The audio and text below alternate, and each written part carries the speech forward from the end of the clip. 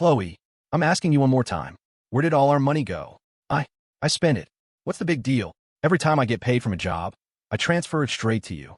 Besides groceries, we have no other real expenses. My mom handles all the gifts and social obligations. You never have to worry about any of that. So where did the money go? I just bought a few bags and some makeup, that's all. Give me your phone. What for? I want to see your purchase history. I want to see where you really spent the money. I told you I spent it. What more do you want? Who told you to earn so little? Anyway, my best friend's husband gives her $5,000 or $6,000 a month. Shut up. Listen to me.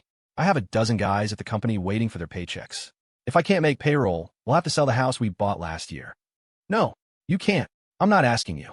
I've been the only one earning money all these years. That house has nothing to do with you, but my name is on it. Give me the deed. No, give it to me. Where's the deed? Speak. The house. I already gave it to my brother. He's getting married soon. I gave it to them as a wedding gift. Chloe, your deadbeat brother has been mooching off your parents ever since he graduated college. I've set him up with so many jobs, and he quits after a few days every single time. I have done more than enough for him. You're going to get that deed back right now. I already transferred it. The deed is in their names now. Yep. Wyatt, what are you saying? You're going to sell the house we live in now? If you sell it, where will I live? For years, you've taken all my money and given it to your parents and that useless brother of yours. From now on, you can live with them. Wyatt, I'm telling you, if you dare sell this house, I'm divorcing you. Fine by me. What did you say? You want to divorce me? That's right. I'm tired. Think about how I've treated you all these years, and then think about how you've treated me. Maybe I should have divorced you a long time ago, but you were the one who pursued me. I must have been blind. Happy now? Wyatt, are you really going to divorce Chloe? Yeah, but no buts. She's already ruined my life. I never thought she'd turn out like this. You've been married for so long, and she's still coddling that worthless brother of hers. That kind of enabling is terrifying. What did I ever see in her? If only I could have a do-over. It's getting late. I'm going to head back. I'm worried my daughter will wake up crying. You wanted to call you a car? No, I think I'll walk for a bit. All right, then. Someone's been hit. Someone's been hit. Quick, call 911. Why was he standing in the middle of the road? Looks like he was drunk. There's so much blood. You don't think he's... That car was flying. There's no way he survived. Don't go over there. Just wait for the ambulance. Am I dead? Through a hazy fog, Wyatt slowly opened his eyes. A blinding ray of sunlight streamed in, forcing him to shut them again. His head felt like it was filled with lead, throbbing with a dull, piercing pain. He could faintly hear the soft scratching of pencils on paper. Wyatt lifted his head and glanced around. An exam room. The classroom was sparsely filled with 20 or 30 students, all of them focused intently on the test booklets on their desks. Two middle-aged teachers sat at the front, monitoring the room. What's going on? How did I get here? Wyatt clutched his head, his gaze falling on the paper on his desk.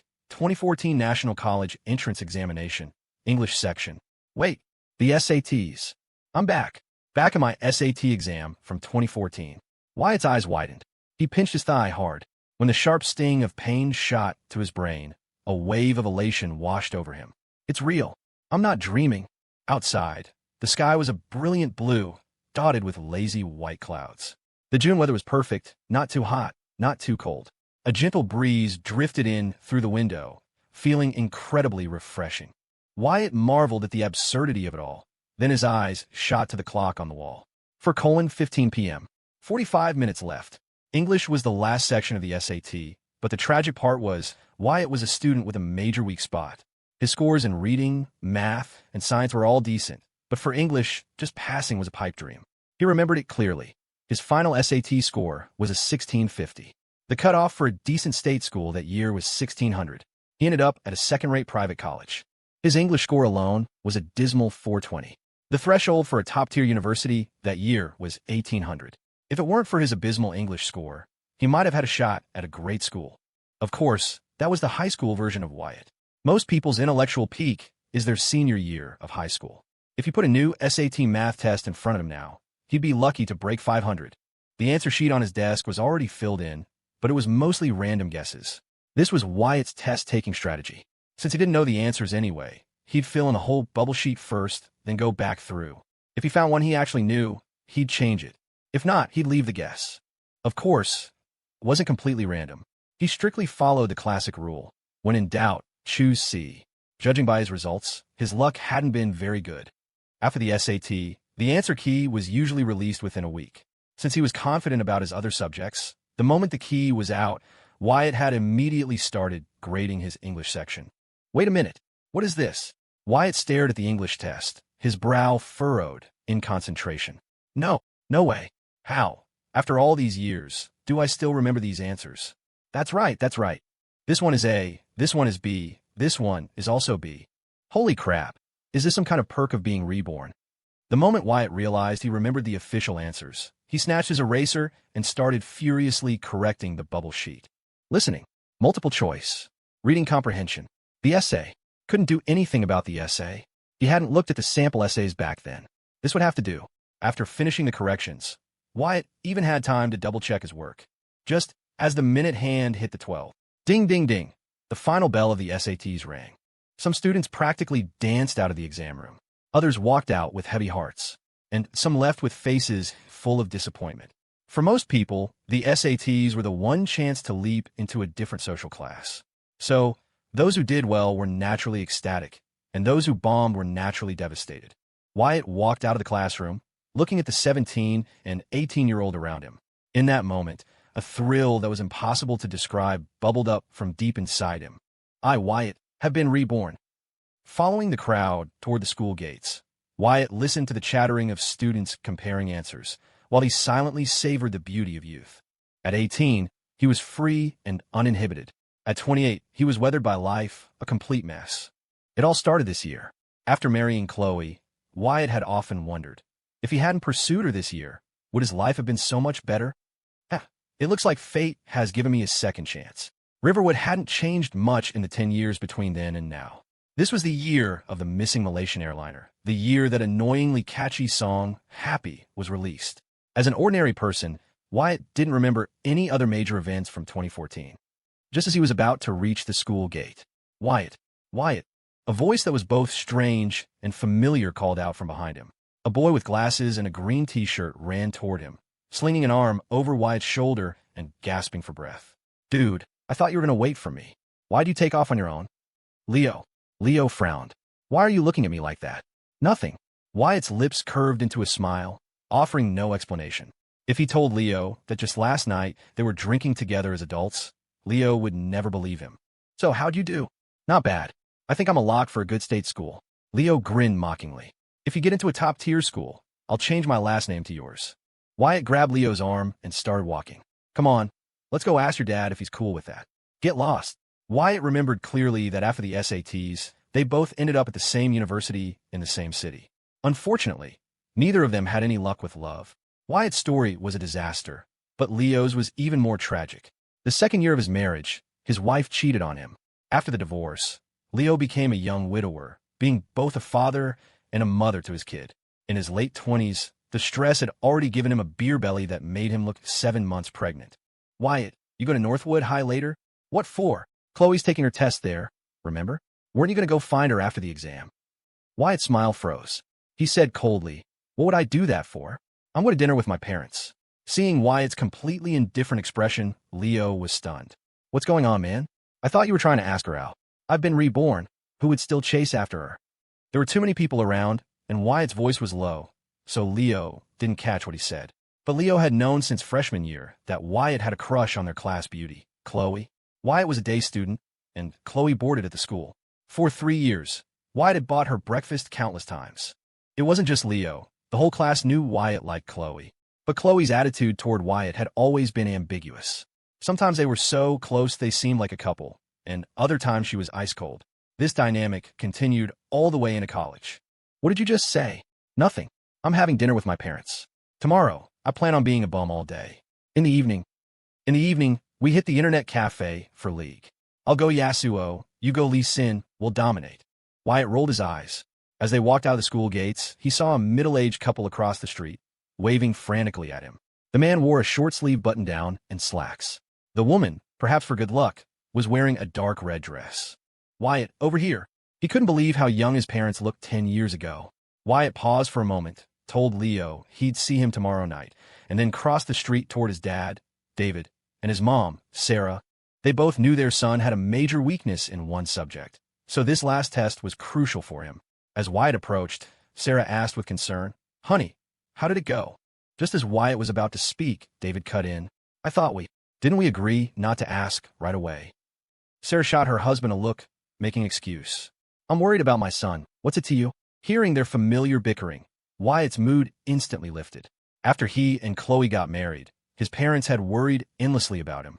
They say the relationship between a mother-in-law and daughter-in-law is the hardest to manage. But after Chloe married him, she not only showed zero respect for his mother, but even ordered her around. Sarah, for her son's sake, endured it all, causing the family atmosphere to worsen by the day. Bad moods make you age faster, which was why both of them had gray hair by their early 50s.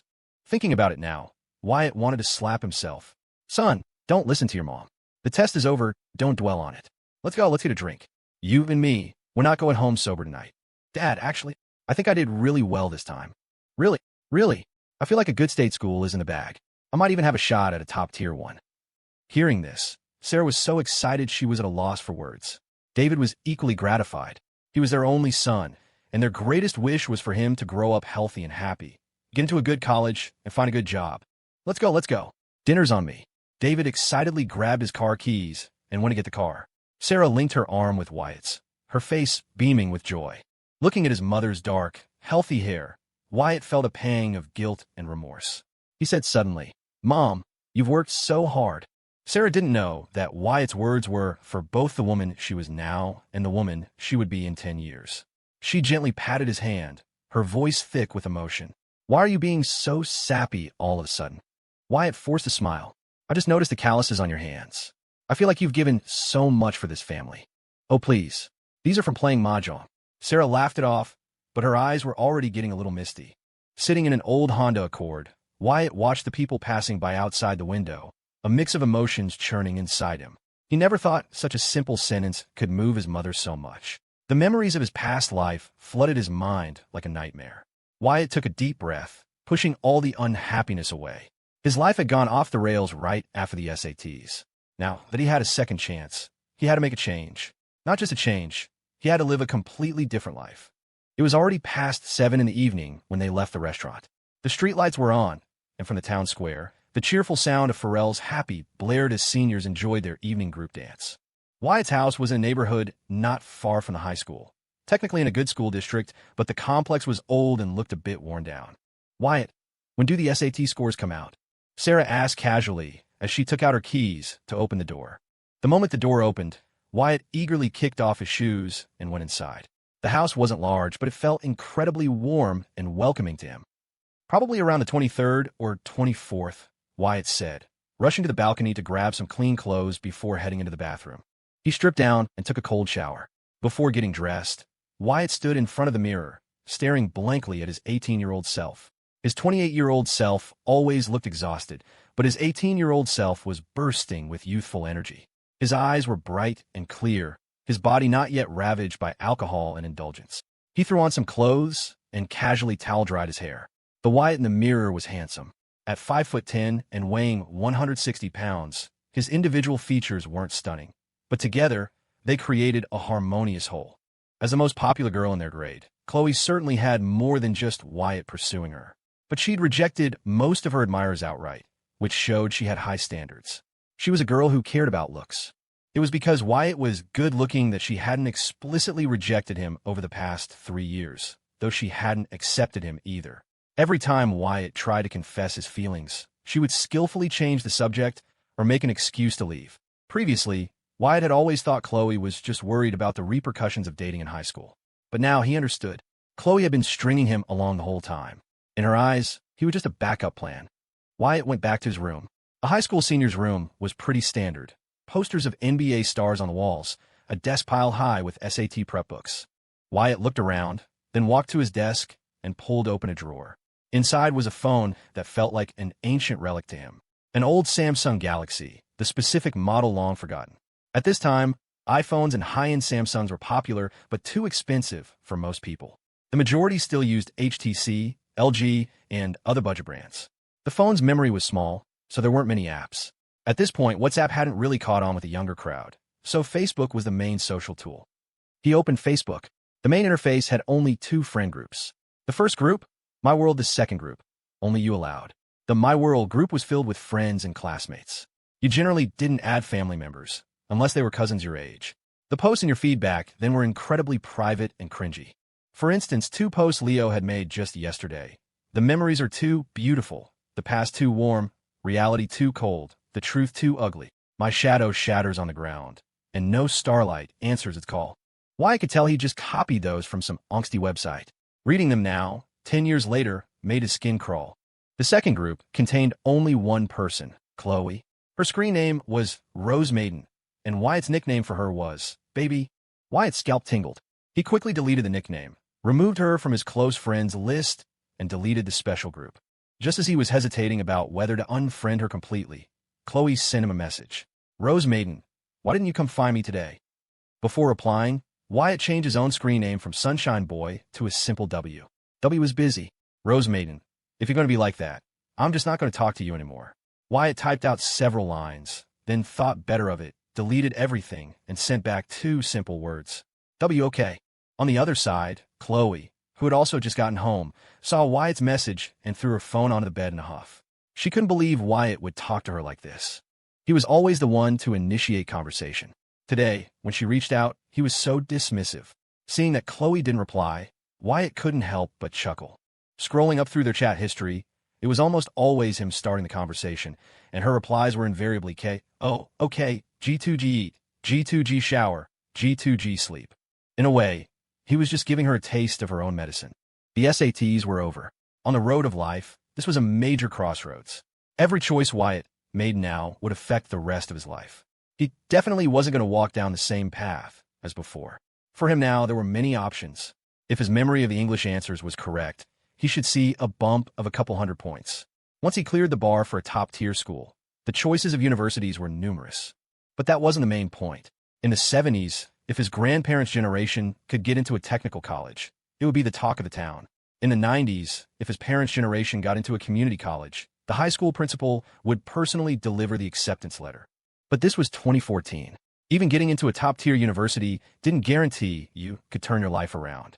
If only I had known, I would have memorized a few lottery numbers. Wyatt sighed, racking his brain to recall the major economic booms of the past decade. E-commerce, social media marketing, live streaming, the sharing economy, short-form video, influencer marketing. He had no way to capitalize on any of those right now. 2014. That's it. Stocks. Yes, of course. From early 2014 to mid-2015 was a huge bull market. It was the last big one for a while. The Dow Jones went from around 16,000 to over 18,000. Anyone could make money in the market during that time, especially someone who knows which sectors are going to blow up. Wyatt suddenly grew animated, jumping to his feet as he solidified his short-term goal. First, make some money. Then, open a brokerage account.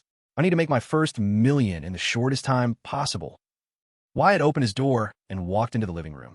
Seeing Sarah still on the couch watching TV, he sidled up to her, draping an arm around her shoulder with a fawning look. Mom, can we talk about something? Spit it out. Well, the SATs are over. Any chance you could spot me some cash? How much do you need? The more the better. 500. It's in my purse, get it yourself. Only 500. 500 isn't enough. Seeing her son's aggrieved expression, Sarah snorted and added, if you get into a top-tier university, I'll give you 5,000. 5,000 is just enough for a new phone and a laptop. Then what more do you want? An idea flashed in Wyatt's mind. Summer break is 3 months long. I want to get my driver's license. If I really get into a top-tier school, Grandpa and Grandma on your side, they'll all give me money, right? And the graduation party. I was thinking. Before he could finish, his ear was being twisted. The SATs just ended and you're already scheming to get money out of your grandparents.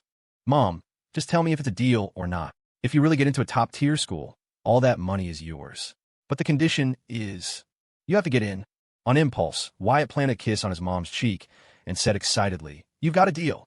Sarah wiped her cheek with a look of mock disgust, laughing as she scolded him. You little brat. Perhaps it was a habit ingrained from 3 years of high school, but Wyatt woke up at 5:30 in the morning. The sky outside was just beginning to lighten. Wyatt yawned and slowly closed his eyes, but a second later they snapped open. He looked around the room and, realizing he was still in his 2014 bedroom, let out a long sigh of relief. His parents weren't up yet. After washing up, with nothing else to do, Wyatt decided to make breakfast in the kitchen. After he married Chloe, she basically did no housework. If Wyatt cooked, she would eat a little. If he didn't, she'd order takeout. In the beginning, Wyatt naively thought Chloe just didn't know how to cook and even planned to teach her. He never imagined she had zero intention of learning, shamelessly declaring, "I never cooked at my parents' house. Why should I have to cook just because I married you?" Wyatt's cooking skills weren't amazing, but he could make most common dishes. He saw some leftover bacon and eggs in the fridge and decided to make scrambled eggs and toast. When David and Sarah emerged from their bedroom, they both froze. What was going on? Had the sun risen in the west? "Son, what are you doing?" David asked, astonished. Wyatt glanced at his parents, dished out some eggs for himself, and replied, "I was hungry, so I made some breakfast." Sarah hurried over, looked at Wyatt's plate, then at the pan, and said in amazement, "David, is this really our son? Something's fishy." Wyatt rolled his eyes. "If you two don't eat now, you're going to be late for work." Of course, it was their son, but Sarah never imagined that the day after his SATs, Wyatt would be up at the crack of dawn making breakfast for the whole family. Thinking back to what he'd said the previous evening, her heart swelled with emotion again. "This is actually pretty good, Wyatt. When did you learn to cook?" "You can find a tutorial for anything on your phone. My son is so talented. Just for making a simple breakfast, his parents were this happy." Wyatt suddenly felt another wave of guilt. In his past life, he had saved all his bad moods for his family and all his good moods for Chloe. He decided that from now on, he needed to make a real change. David and Sarah finished their breakfast and left for work together. His dad had a stable government job, a low-level clerk he'd been for years. Generally, if you didn't get promoted before 35, you were pretty much out of the running. But his dad was content with his current work and life. He had a relaxed, stable job, a wife who managed the household perfectly, and a son who, for the moment, seemed sensible. For a man approaching 40, that was a pretty good deal. As for Sarah, she worked in the finance department of a private company. Her salary wasn't high, but she didn't have to work overtime. A standard 9-to-5 job. The family lived a comfortable, if modest, life. Now alone in the house, Wyatt couldn't find anything to do, so he sent a message to Leo on Facebook. "Wyatt, what are you up to?" Leo, "Enjoying life." Wyatt, "Bored at home. Want to go out?" Leo, "Didn't you say you were going to sleep all day?" Wyatt, "Can't sleep." Leo, "Where to?" Wyatt, "Just wander around. I want to find a summer job." Leo, "What?" Chloe also woke up early. The first thing she did after getting up wasn't to brush her teeth, but to grab her phone from under her pillow and open Facebook Messenger. She had a lot of notifications. Messages from her best friend, Jenna, from classmates, and a bunch of group chat notifications. But a whole night had passed, and Wyatt still hadn't messaged her. Chloe's sleepiness vanished instantly. She didn't understand why Wyatt had suddenly changed. The night of the first day of exams, he had pestered her with messages for ages. Yesterday, he was like a completely different person. Even if she didn't like him, he wasn't allowed to not like her. Chloe threw her phone onto the bed, fuming silently. "If you don't message me today, I'm never talking to you again." The morning passed quickly. Chloe spent it binge-watching Scandal. After lunch, she picked up her phone again and saw that Wyatt still hadn't contacted her. She was getting antsy and decided to complain to her best friend, Jenna. "Rose Maiden, you there? Lowly Killa here." "QAQ Rose Maiden. Can I ask you something?" "Lowly Killa. Go ahead." "Rose Maiden, did something happen with Wyatt these past couple of days?" "Lowly Killa, don't think so." "Lowly Killa, what's up with him?" "Rose Maiden, he used to send me good morning and good night texts all the time. He didn't send any last night or this morning." "Lowly Killa, have you been a bit cold to him lately?" "Rose Maiden, maybe a little." "Lowly Killa, then that's probably why. He's doing it on purpose to get back at you." "Rose Maiden, so what do I do now?" "Lowly Killa, it's a waiting game. See who can hold out longer. When he can't take it anymore, he'll realize this tactic doesn't work on you. He might even start trying twice as hard." Chloe thought Jenna's words made some sense. Boys, they all have their fragile egos. But chasing a girl isn't supposed to be easy. "I'm not just some easy girl." Chloe took Jenna's advice and decided to give Wyatt the silent treatment for a while longer. Outside a cafe, the moment they met, Leo asked with a look of bewilderment, "Dude, we just finished the SATs yesterday. You're already looking for a summer job today? What's gotten into you? You don't get it. Let me ask you, why do you study? To get into a good college. And why go to college? To get a good job. And why get a job? To make money." Wyatt said quickly, "Exactly. Making money is the most important thing. You really want to spend all 3 months of summer vacation playing video games." Leo scratched his head. "You have a point, but aren't you in a bit of a hurry?" "Miss, 2 lemonade iced teas, please." Wyatt ordered at the counter, then turned back to Leo. "Are you dumb? Once all the college students come home for the summer, You think it'll be easy to find a job. Uh, how much is that? The cashier smiled brightly. $16 total. She was happy because Wyatt had called her Miss, a term of address that felt respectfully charming at the time. Leo, what? Pay up. Why should I pay? Wyatt said earnestly. You treat me to an $8 iced tea today, and when I'm rich, I'll treat you to a $30 Starbucks coffee. Though skeptical, Leo pulled out his phone and foolishly paid for the drinks. Finding a summer job back then really wasn't easy. Working in a factory? Too exhausting. The pay didn't match the effort. A waiter? You had to deal with people's attitudes, and the wages weren't great. If food delivery apps had been popular, he could have done that, but services like DoorDash weren't widespread yet. You only really saw delivery drivers around college campuses and commercial districts. Wyatt, what kind of summer job are you even looking for? One with little work, lots of freedom, and good pay. Leo pursed his lips. If you want to be an escort, just say so. Get lost. The two of them wandered around downtown for a whole afternoon without finding a suitable job. Leo's legs finally gave out, and he squatted down on the curb, waving a dismissive hand. You look on your own. I'm not planning on working this summer anyway. My parents said if I get into a top-tier school, they'll give me $10,000. You won't. You never know. This year's test was so hard. Maybe the score requirements will be lower. Wyatt laughed. I had a dream last night that your total SAT score was just barely enough for a state school. Bullshit. I didn't just dream about your score. I also dreamed that not long after you graduated from college, you got married, but your wife cheated on you the very next year. Wyatt, you son of a bitch, are you cursing me? Wyatt didn't answer. His gaze fell on a sign across the street that read, Encounters Music Lounge. He patted Leo's shoulder and pointed at the bar. Come on, let's check that place out. No way. I'm waiting right here. Fine, suit yourself. Wyatt strode toward the Encounters Music Lounge. It was still afternoon, so the lounge hadn't opened for business yet. Inside, a single waitress was cleaning. Wyatt peeked in for a moment before walking right in. Hello, are you guys hiring for the summer? The waitress looked up at Wyatt and said, Our boss is in the storage room. Wait a minute. I'll go get her. Okay, thanks. A moment later, a woman who looked to be in her mid-30s walked in from the back. She was wearing a short, black t-shirt that revealed a sliver of her flat, fair midriff. Light blue skinny jeans accentuated her long legs, and on her feet were low heels. Her 5 toenails were painted a striking red, a look both sexy and alluring. She looked Wyatt up and down with a smile. Hey, handsome, you looking for a job? Yeah, I just finished my SATs and want to find some summer work. I see. The woman smiled. So, do you have any special talents? Wyatt replied with a smirk. My special talent? Being awesome. The waitress next to them didn't get the joke at all, but the owner froze for 2 seconds before covering her mouth and laughing. You're quite the charmer. Handsome. All right, I'll stop teasing you. We're open from 5 p.m. to 11 p.m. Can you work those hours? No problem.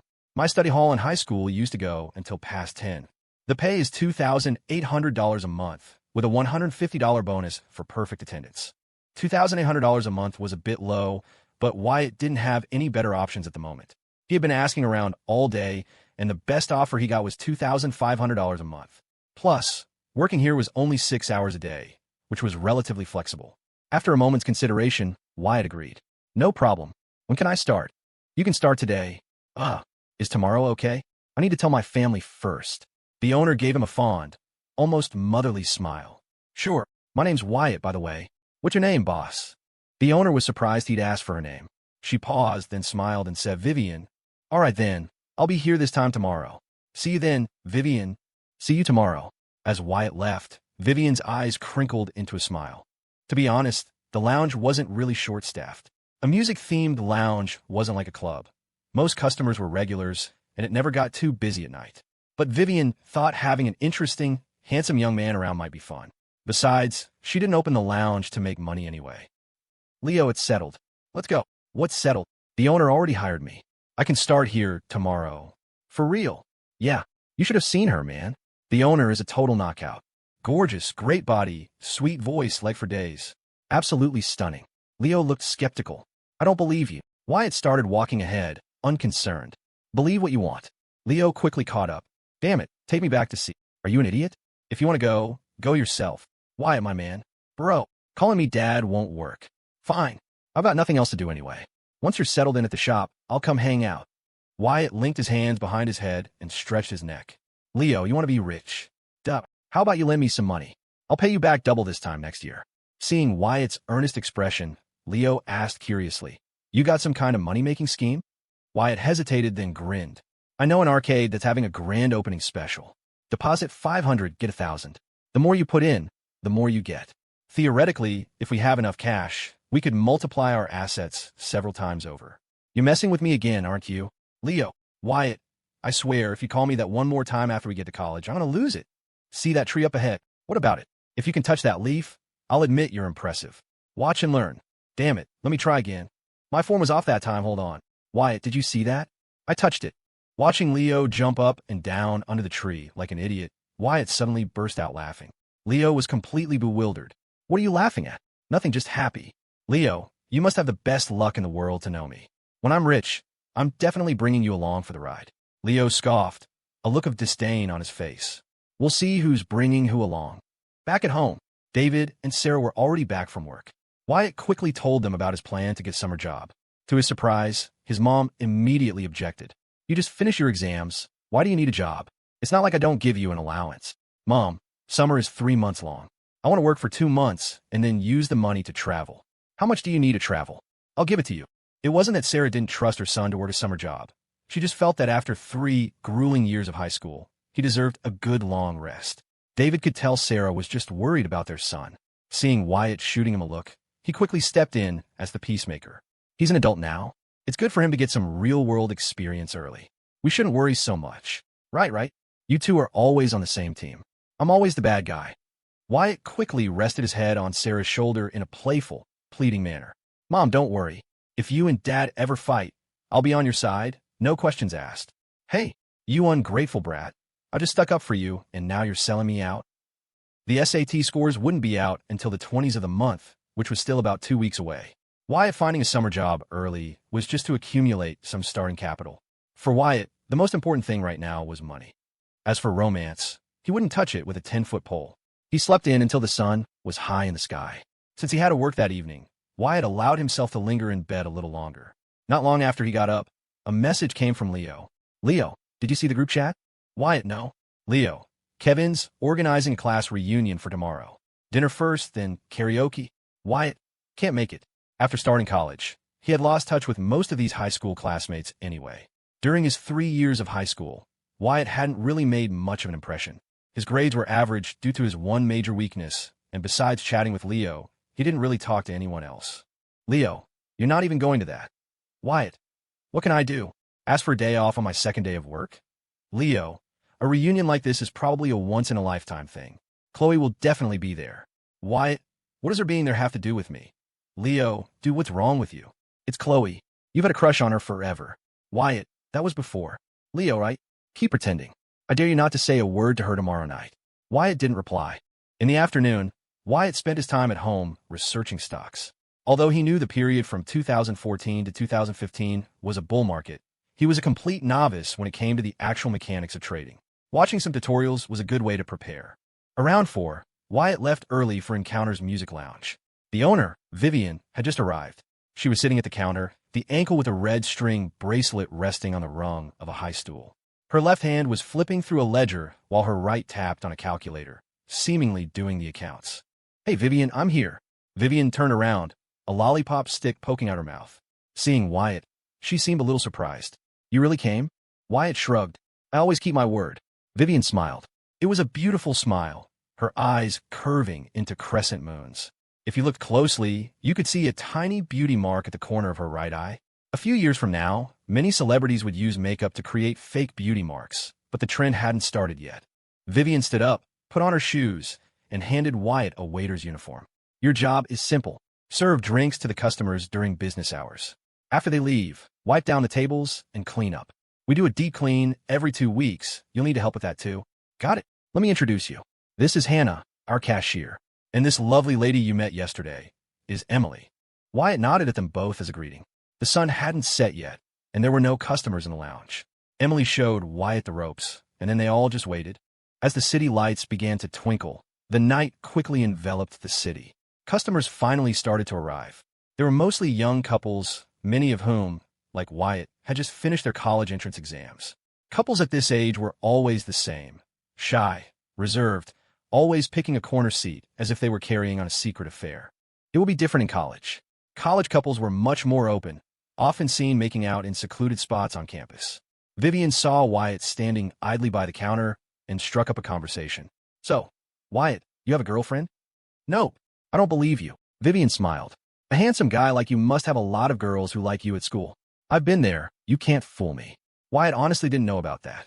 He had spent his entire high school career orbiting Chloe. Even if someone did like him, they probably gave up long ago. "Seriously, no. I'm not good at chasing girls, and I don't really think dating is that interesting." This piqued Vivian's interest. High school was the time of budding romance, when many people had secret crushes. For a woman of Vivian's age, dating might seem uninteresting. But for a high school student to say something like that was unusual. Dating isn't interesting? Then what do you find interesting? Making money. Making money. Yeah, money is the most important thing. You're a high school student. Why are you so materialistic? Wyatt smiled. "Technically, I'm a prospective college student now." Vivian was amused again. Just as she was about to reply, she saw someone walk in the door. She waved her hand and said with a smile, "You're here." "Yeah." The person who entered was a young man of about 25, with a guitar slung over his back and long hair, the classic look of an artistic type. He walked in, sat down in the music area, and began to play and sing on his own. It was a music lounge, after all. A resident singer was a must. But as soon as he started singing, Hannah leaned over to Vivian and whispered, "Boss, he's late again today." Vivian sighed softly. "Let go. It's hard to find resident singers these days."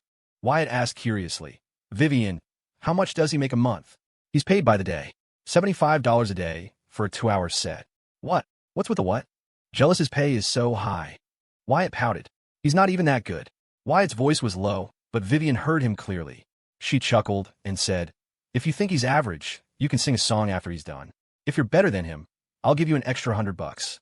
Being a waiter for 6 hours a day only paid a little, while singing for 2 hours got you $75. Wyatt didn't even have to think about it. Deal. It's not like I'm afraid of embarrassing myself. Wyatt had always loved music. In college, to make Chloe happy, he had joined the guitar club his freshman year and spent all his free time practicing. His skill level was not low. It was only after graduation, in the pursuit of money and a living, that he had gradually let this hobby go. Wyatt looked at the guitar in the young man's hands, and for a moment, he was lost in thought. Wyatt, what's up?" "Your phone keeps buzzing," Emily reminded him. Wyatt picked up his phone. It was a message from the class president, Kevin, about the reunion tomorrow. Kevin, about the reunion tomorrow. Wyatt couldn't be bothered to reply. Vivian saw him put his phone down and raised an eyebrow. "Why aren't you replying? Is it from your girlfriend?" "No, it's the class president. About the class reunion tomorrow." "I already said I'm not going. A high school reunion is a rare thing." "Why aren't you going?" "It's just not my thing." "You're afraid to ask for a day off right after starting, aren't you?" "I just honestly don't want to go." "Oh, come on, it's fine. I'll give you the day off tomorrow. You can see the lounge isn't that busy." Wyatt was about to refuse, but ultimately nodded. "All right then. Thanks, Vivian." The dead of night. The number of customers in the lounge peaked between 9 and 10, then slowly dwindled. The resident singer, Mark, glanced at the time, got up to say goodbye to Vivian, and prepared to leave. But Vivian stopped him. "Mark, wait a second." Mark stopped, puzzled. "Is there something else?" Vivian smiled. "This is Wyatt, our new summer hire. He says he can sing too. Could you accompany him on the guitar?" Mark looked displeased. "You want me to accompany him?" The ego of an artist was a fragile thing. Wyatt sensed his annoyance and stepped forward with a smile. "Hey Mark, in that case, could I just borrow your guitar?" Mark looked Wyatt up and down with a hint of disdain. "You know how to play?" "I've learned a little." Although Mark was skeptical, Vivian was the boss. It would be out of line to refuse to even lend the guitar. He handed it to Wyatt. Wyatt took it, expertly slinging the strap over his shoulder. He skillfully strummed the strings, checked the tuning, and then walked over to the stool Mark had just vacated. Vivian moved to the side of the counter, propping her chin on her hand, a smile playing on her lips as she watched Wyatt. Hannah and Emily also looked on with curiosity. The fact that Wyatt was working a summer job suggested his family wasn't well off, so he probably hadn't taken music lessons as a child, and high school wouldn't have left him time to learn guitar. They were all wondering if Wyatt was just bluffing. After sitting down, Wyatt didn't immediately start playing. He was thinking about what song to perform. Most of the songs in his head were from after 2015. He needed to choose something appropriate for this time. After a moment, Wyatt said, "All right, Vivian, I'm just going to play something random." Vivian nodded languidly. "Whatever you want." Wyatt took a shallow breath, then began to tap a rhythm on the body of the guitar with the heel of his hand and his fingertips, occasionally flicking the strings.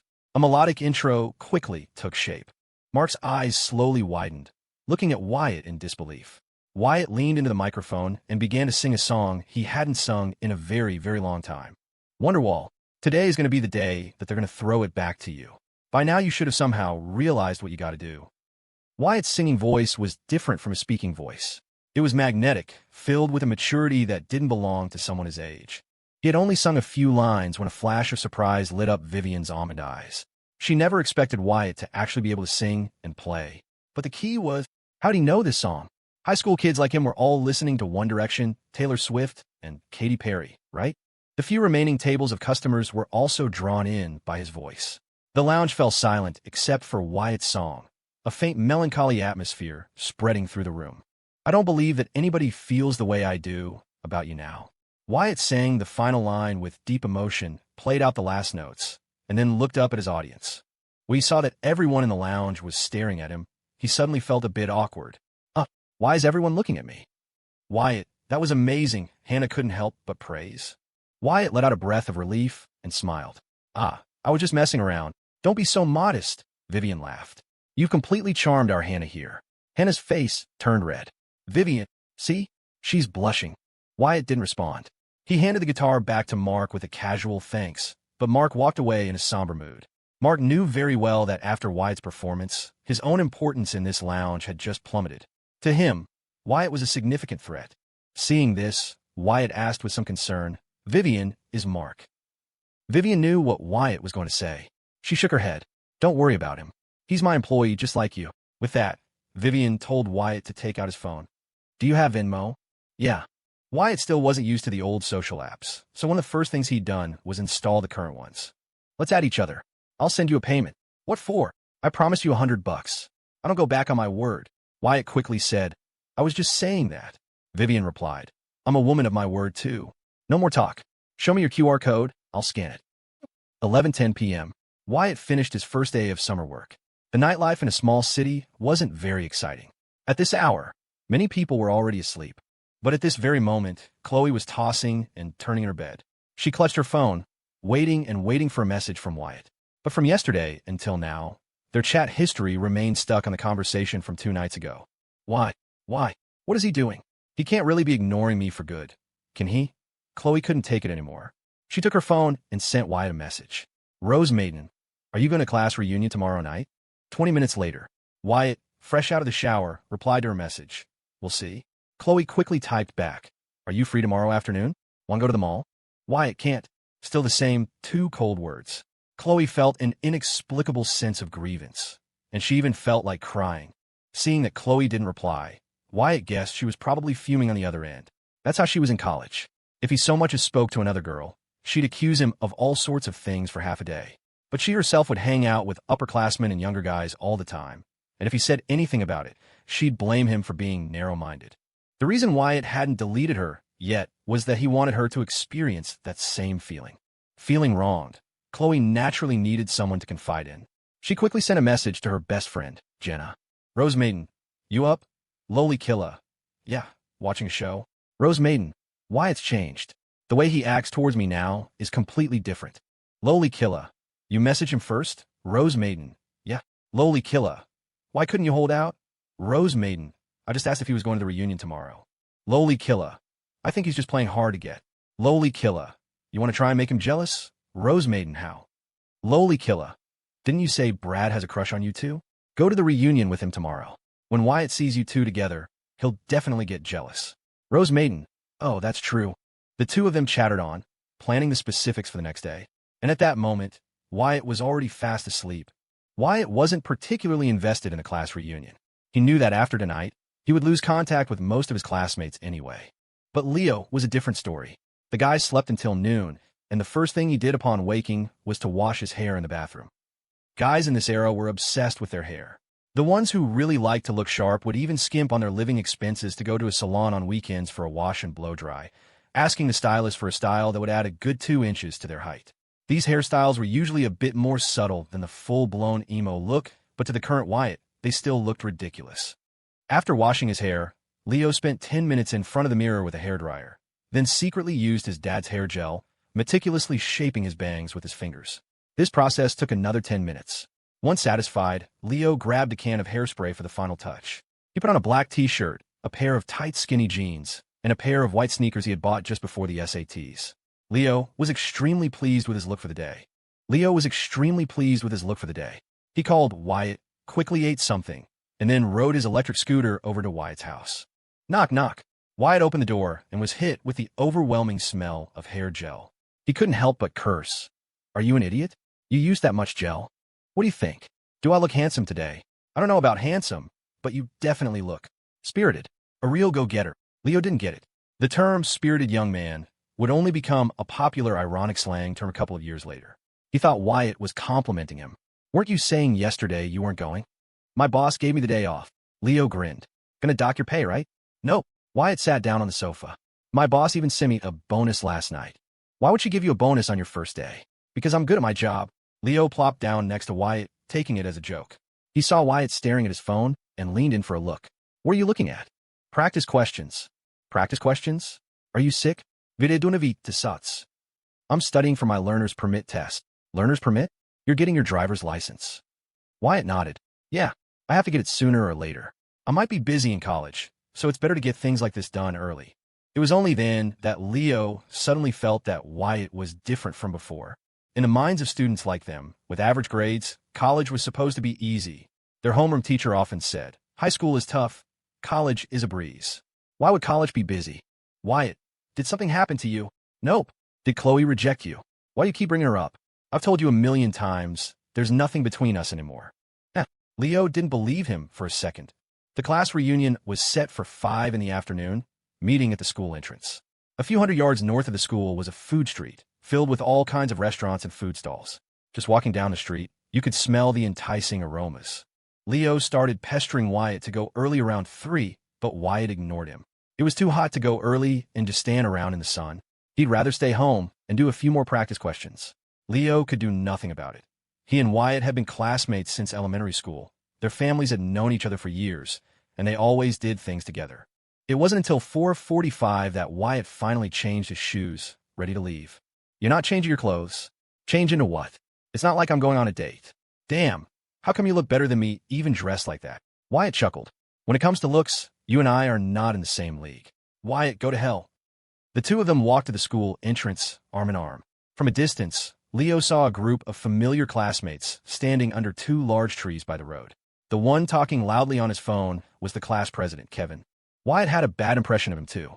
The guy acted like he was hot stuff just for being a high school class president, treating every word from a teacher as gospel and walking around with his nose in the air in front of his classmates.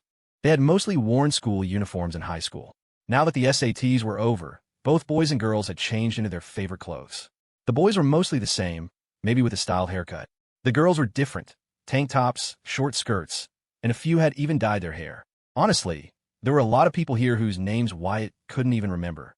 But since his presence in class had always been low-key, no one thought it was strange that he stood there without saying a word. Kevin, it's 5. Shouldn't we go eat now? Kevin turned to the side and asked, Wyatt, we're just missing Chloe, Jenna, and Brad. Do you know where they are? Wyatt said nonchalantly, how would I know? Just as Kevin was about to call them, his phone rang. Hello? Oh, you 3 are running late? Okay, we'll go ahead and eat. You guys can just meet us at the karaoke place later. When they heard that Chloe, Jenna, and Brad were together, many of the classmates subconsciously looked at Wyatt. Everyone knew Wyatt liked Chloe, but many also knew that Brad had a crush on Chloe. So, hearing that the 3 of them were together, many wanted to see Wyatt's reaction. But to their disappointment, Wyatt had no reaction at all. His expression was surprisingly calm. The large group made their way to a restaurant. Before the food even arrived, Kevin and some more boisterous boys in the class started drinking beer. None of them were really drinkers, but they all tried to act tough in front of the girls. As a result, before the main courses were even served, several of them were already stumbling. Of the dozen or so people at the table, it seemed only Wyatt didn't say much from start to finish. He just kept eating and occasionally sipping his beer. By 6:30, the private room was a mess. Kevin led the group to the next venue. Karaoke. At this time, karaoke bars were still wildly popular. No one could have predicted that in 10 years, the karaoke business would plummet, with young people preferring escape rooms and murder mystery games, while karaoke bars will become venues for seniors to hold their golden age song and dance parties. Wyatt chose a corner seat. A waiter soon brought the complimentary fruit platter and beer to the coffee table in the room. Several girls fought over the microphone, and the song queue was quickly filled with tracks by One Direction, Taylor Swift, and Katy Perry, with a few by Justin Timberlake and Bruno Mars thrown in. The reunion was a pay-your-own-way affair, $50 per person. Wyatt felt he had already gotten his money's worth from dinner, so he had no intention of singing. He just hid in the corner and played on his phone. But phone batteries back then didn't last long, and portable chargers weren't a thing yet. When his phone was about to die, a bored Wyatt picked up an untouched beer from the table and started drinking by himself. "Wyatt, you're not going to sing a couple of songs?" Leo came over to check on him. Wyatt shook his head. "I'll sit for a bit longer, then I'm heading out." "Leo, it's still early. It's too loud. Man, why are you acting like a middle-aged man all of a sudden?" Just as Wyatt was about to reply, a boy rushed in from outside the room and shouted, "Bad news. Mike's arguing with someone." As soon as he finished speaking, the room fell silent. Kevin let a group of people out. Wyatt didn't want to go, but Leo dragged him along. "The hell you say to me? You little punk? What are you doing in a place like this? You got a smart mouth on you, kid? You got a death wish." Outside the men's room, a bald man with a tiger tattoo on his shoulder was pointing at Mike, cursing a blue streak. Even though Kevin had brought a group of classmates out, seeing the scene, no one dared to step forward. Though Kevin really didn't want to get involved, everyone was looking at him. He had no choice but to step up and apologize to the bald man on Mike's behalf.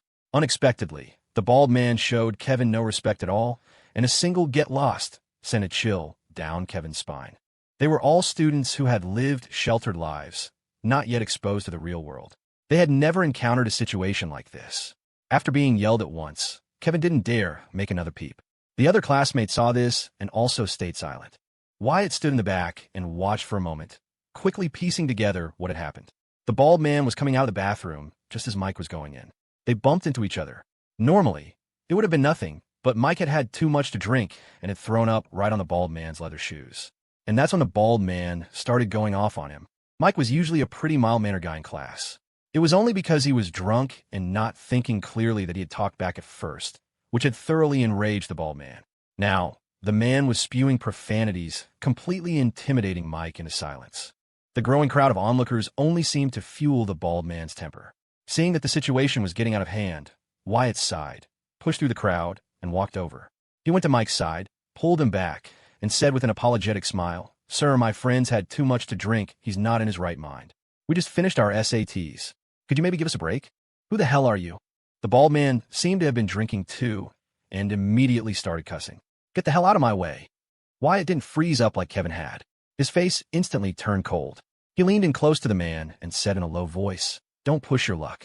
A lot of us are still minors. If you really want to make a scene, I'll step back. Think about it. When the cops get here, who are they going to side with? You or a bunch of high school kids?" After saying that, Wyatt immediately resumed his apologetic demeanor. No matter how dumb the bald man was, he knew Wyatt was giving him an out. He thought for a moment, then finally waved his hand dismissively, putting on an air of magnanimity. Forget it. I'm not going to stoop to the level of a bunch of kids." Wyatt bowed his head slightly. "Thank you, sir. Have a good night." Watching the bald man disappear from sight, the students all breathed a sigh of relief. Wyatt patted Mike on the shoulder, and after hearing a quiet thanks, he walked back to the private room. A group of classmates quickly surrounded Mike to comfort him. However, a few of the guys who usually acted tough in class started making snide remarks. Wyatt was really sucking up just now. Yeah, he's definitely going to be a great ass-kisser in the future.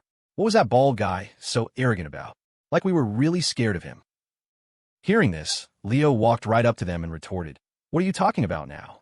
How come none of you stepped up to help Mike? A bunch of cowards, acting all tough after the fact." After saying his piece, Leo turned and went to find Wyatt without a second thought. The other boys were left speechless.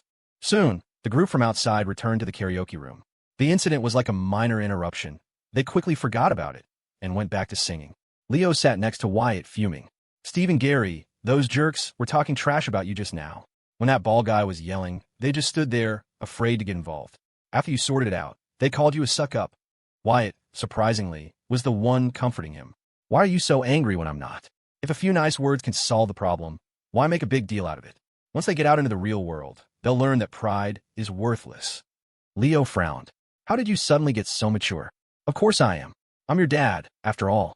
"Screw you. Two male classmates finally snatched the microphone from the girls and began a duet of the song 10 Years.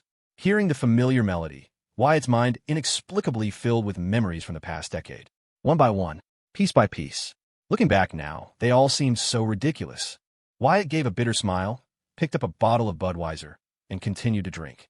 Time ticked by. Soon it was past 8. Wyatt suddenly yawned. He was about to reach down and discreetly adjust himself when his head started to spin. Wyatt quickly realized that while he could handle his beer as an adult, his 18-year-old self had never really drunk before. In other words, this body hadn't adapted to alcohol yet. That's why just 2 small beers were making him feel lightheaded. Damn, can't drink anymore. Wyatt rubbed his head and closed his eyes, trying to recover. But not long after closing them, he fell asleep. Half an hour later, the door to the room was suddenly pushed open, and Brad walked in with Chloe and Jenna. What took you 3 so long? You're late to your own class reunion. Chloe, you want to sing? We're all sung out. Chloe smiled, but didn't answer, her eyes scanning the room. Finally, her gaze landed on the sleeping Wyatt. Seeing him asleep, Chloe's heart suddenly lurched. She and Jenna had planned this for so long, deliberately arriving late, so that Wyatt would see her with Brad, but now. However, Leo, seeing Chloe arrive, tactfully moved next to Wyatt and gently shook him. Wyatt, Wyatt. In a daze, hearing someone call his name, Wyatt frowned and slowly opened his eyes. He felt a wave of nausea from the alcohol, but he forced it down and sat up from the sofa. Leo quickly leaned in and whispered in his ear, Wyatt, stop sleeping, Chloe's here. Who? Who's here? Chloe. Seeing that Wyatt was awake, Chloe deliberately stood next to Brad, tucked a strand of hair behind her ear, and offered a sweet smile. Wyatt rubbed his eyes, lifted his head, and looked at Chloe, Jenna, and the other girls standing with them. Just as Leo thought Wyatt was about to go up and talk to Chloe, Wyatt raised his hand, waved it dismissively in the air, and in a very cavalier tone shouted, Next. Next batch. Everyone in the room was stunned. Next batch? What does that mean? Leo panicked. He grabbed a glass of water from the table, made Wyatt drink some, and then reminded him again, Wyatt, Chloe is here. A sip of cold water helped clear his head a little. Wyatt's consciousness gradually returned. He rubbed his eyes and looked up at Chloe. She had clearly put a lot of thought into her outfit today. A light blue top with a pleated miniskirt and cute white socks. A look designed to make any teenage boy's head spin. As Wyatt and Chloe's eyes met, a wave of disgust, anger, and regret washed over him. He turned to Leo beside him and said coldly, I think I had too much to drink. I'm going home to sleep it off. And with that, under the astonished gazes of everyone present, Wyatt staggered to his feet and walked out of the room. He didn't even glance back at Chloe. The moment the door slammed shut, Chloe's pride shattered like a vase dropped on the floor. Wyatt, what's wrong with him? Has he really lost feelings for me? Impossible. Absolutely impossible. Her best friend, Jenna, whispered in her ear, it's okay. Wyatt's just jealous. Find a chance to explain things to him tomorrow, and you can clear the air. Jealous? Chloe blinked, thinking to herself, yes, that must be it. He must have seen me with Brad and gotten jealous. Leo, however, was completely bewildered. What was wrong with Wyatt? He used to follow Chloe around like a lost puppy. Now his attitude was so cold. That look in his eyes just now. It was the same look his own mom gave him sometimes. Pure disgust. Leaving the karaoke bar, the air felt much fresher. A cool breeze blew against his skin, making Wyatt feel a slight chill. He walked along the main street toward home. The route took him past the lake. He walked at a leisurely pace, looking up at the moon, when he suddenly heard the pleasant sound of a guitar coming from nearby. The effects of the alcohol hadn't worn off yet, and he knew his mom would probably lecture him when he got home. Wyatt stopped, hesitated for a moment, and then walked down the steps toward the lake. The sound of the guitar grew louder. From a distance, Wyatt saw a girl sitting on a stone bench by the lake, practicing her guitar. He walked over, not directly to her, but sat down on an adjacent bench. Wyatt could tell the song she was practicing was Hey There Delilah, a classic from the mid-2000s. He leaned back against the bench. The lake's surface shimmered under the moonlight, and the sound of water lapping against the shore made the night feel incredibly peaceful. After the noise of the karaoke bar, the sudden quiet was a welcome relief. He sat for a few minutes when a wave of nausea hit him. Wyatt shot up. The girl next to him seemed to notice his sudden movement, and the guitar music stopped. But Wyatt just walked past her and bent over a trash can, vomiting. The girl let out a small sigh of relief, her eyes now on Wyatt. Well, there goes dinner. That $50 was a complete waste. He should have just stayed home. After throwing up, Wyatt's stomach felt much better. He wiped his mouth and turned around, his gaze unintentionally falling on the girl with the guitar. He hadn't really paid attention to her before. He was surprised to see that the girl practicing guitar by the lake at night was so young, probably only 17 or 18. She was wearing a layered-look white shirt and baggy jeans. Her dark hair fell like a waterfall over her shoulders. Underneath slender eyebrows, her almond-shaped eyes shone brightly. She had a delicate nose and fair skin that looked almost translucent in the moonlight. They looked at each other, neither speaking. It wasn't until he saw a hint of offense in her eyes that Wyatt snapped back to reality and asked awkwardly, "Hey, do you have a tissue?" The girl's face remained expressionless, radiating a cool, aloof aura. She seemed to hesitate for a moment before pulling a pack of tissues from her pocket and tossing at his feet. "Thanks." Wyatt bent down to pick it up, took out a tissue, and wiped his mouth. The tissue had a faint, pleasant scent, much nicer than perfume. Wyatt leaned against the lakeside railing, maintaining a safe distance from the girl, and then tried to make conversation. "You play the guitar really well. Did you teach yourself?" The girl didn't answer, simply continuing to strum the strings. Wyatt didn't feel awkward. He decided to just listen to her finish the song before heading back. The girl played on, completely absorbed in her own world, as if Wyatt were just air. But just as she was about to finish, an unwelcome voice broke the silence. "The chorus is a bit too fast, and the rhythm is a little off. You could practice more with a metronome. The harmonics sound great, though." The moment he said it, Wyatt regretted it. During his last year in the college guitar club, he had often given pointers to the freshmen, and he had developed a habit of unconsciously critiquing people's playing. But he wasn't a college student now, and she wasn't his junior. The girl looked up at him, her cool face still devoid of expression, though her brow was slightly furrowed. Wyatt quickly tried to backtrack. Sorry, I was just thinking out loud. Don't mind me." The girl still didn't speak. She simply took her expensive-looking guitar off her shoulder and held it out to Wyatt. Her eyes, her posture, all seemed to say, "You think you can do better? Prove it." Seeing this, Wyatt didn't refuse. He stepped forward. As he got closer, he noticed the girl shift her body back slightly, as if she didn't want him any nearer. Wyatt took the guitar and consciously stepped back to the railing. He slung it over his shoulder, placed his hands on the strings, and after a brief moment of recalling the music in his head, his fingers began to dance across the fretboard. A melodious intro filled the air, building. As he reached the verse, Wyatt couldn't help but sing along with the guitar. "Hey there, Delilah. What's it like in New York City? I'm 1,000 miles away, but girl, tonight you look so pretty." The girl blinked, the moonlight dancing in her eyes. "He really can play, and he's definitely better than me. Did he also teach himself?" A flicker of curiosity sparked within her. "Oh, it's what you do to me. Oh, it's what you do to me. Oh, it's what you do to me. Oh, it's what you do to me. What you do to me." In that moment, the starry sky, the bright moon, and the shimmering lake all became the backdrop for Wyatt's performance. "We should get to know each other." Wyatt finished playing "Hey There, Delilah," and as he handed the guitar back to the girl, he gave a simple introduction. "I'm Wyatt." The girl didn't say a word, just reached out and took the guitar. Just then, the headlights of a minivan parked on the road flashed twice, and the horn honked softly. The girl slung the guitar on her back, stood up, and walked up the steps toward the street without a backward glance. Wyatt shook his head and muttered with a hint of disappointment. "Gorgeous, but it's a shame she's mute." Hearing his voice, the girl's steps faltered for a fraction of a second. A captivating smirk touched the corner of her lips, but she didn't stop, climbing into the waiting minivan. The night had grown deep. Wyatt yawned, not lingering by the lake much longer. The night passed without incident. He slept in until after 9 the next morning. The moment he opened his eyes, he saw a flood of messages from Chloe. "Chloe, Wyatt, are you misunderstanding something?" "Chloe, I was with Jenna the whole time yesterday. We just ran into Brad on the way." "Chloe, I heard they opened a new arcade at the mall. You want to go this afternoon?" The first 2 messages were from late last night. The last one was from this morning. Wyatt read them, thought for a moment, and typed a direct reply. "Wyatt, you don't have to explain anything to me. I'm busy this afternoon, and I'll be busy from now on, too."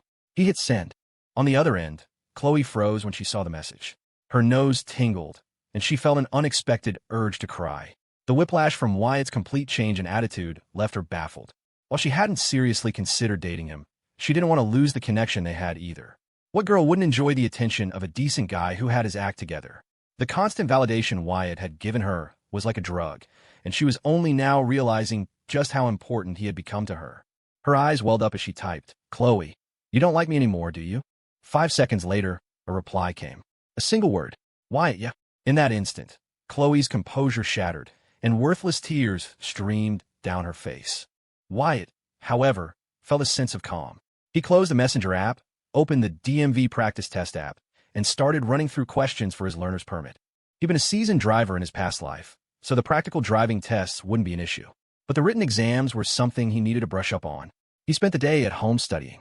In the evening, he headed to Encounter's music lounge. "Hey, Anna, where's Vivian? Quick, go help in the stockroom. We just got a liquor delivery, and it all needs to be moved from the truck." Wyatt nodded and headed straight for the back. Vivian and Emily were grunting with effort, hauling heavy cases of beer into the stockroom. Wyatt rushed over. "Vivian, let me get that." He easily took the case from their hands and carried it inside.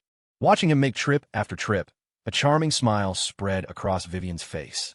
"See, this is why we need a guy around the shop. A little muscle makes all the difference." Emily laughed. "But Wyatt's just here for the summer. He's leaving for college in the fall." That sparked Vivian's curiosity. "Wyatt, what city are you thinking of for college?" "New York. New York City." It was a decision Wyatt had made a long time ago.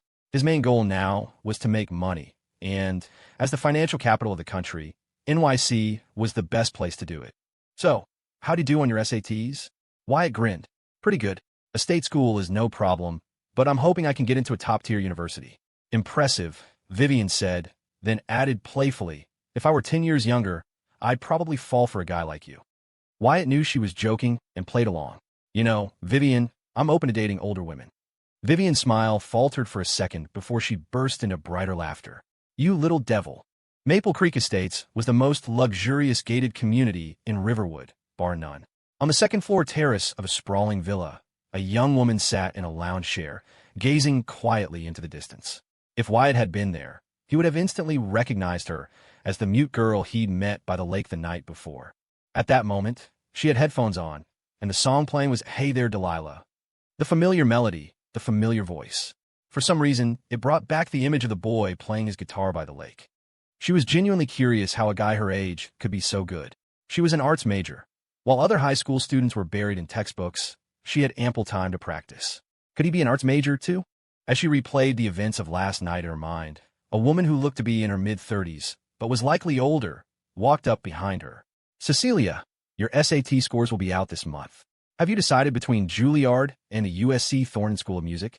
Cecilia's voice was soft, like a gentle stream. "I haven't decided yet. Go to New York," the woman said. "My company's headquarters are there, so I'll be traveling there often for business." Cecilia didn't respond. The woman was her mother, Miranda, the vice president of a multinational corporation's U.S. division. A woman known for her iron-fisted demeanor at work. She seemed almost timid in front of her own daughter.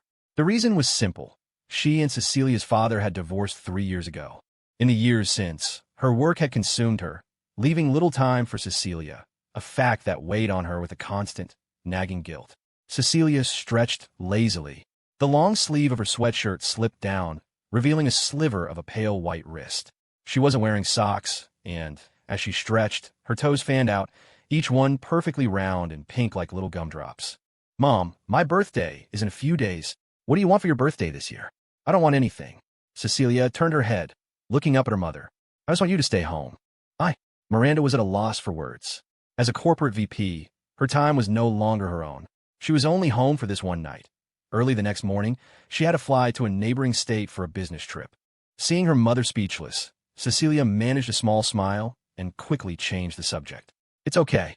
I'm used to it." "Cecilia, I'm so sorry. Should I call your father?" "No need," Cecilia said coldly, then stood up and went back to her room. Her bedroom was enormous.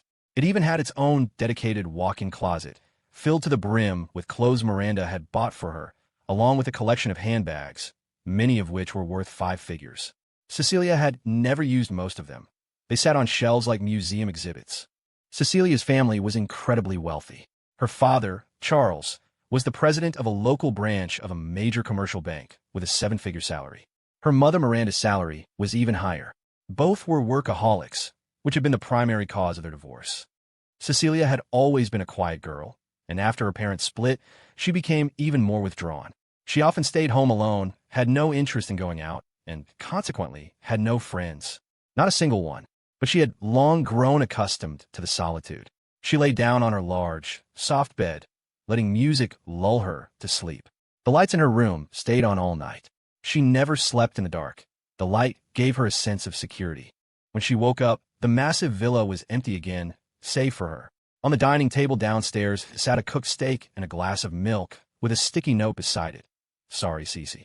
Mom had to leave for her trip. I texted Rebecca. She'll be over later. You can ask her for anything you need. Rebecca was the personal assistant Miranda had hired for Cecilia. Aside from mother and daughter, she was one of the very few people allowed in the house. Whenever Miranda had to travel, she would give Rebecca a call. Cecilia read the note, crumpled it into a ball, and tossed it into the nearby trash can.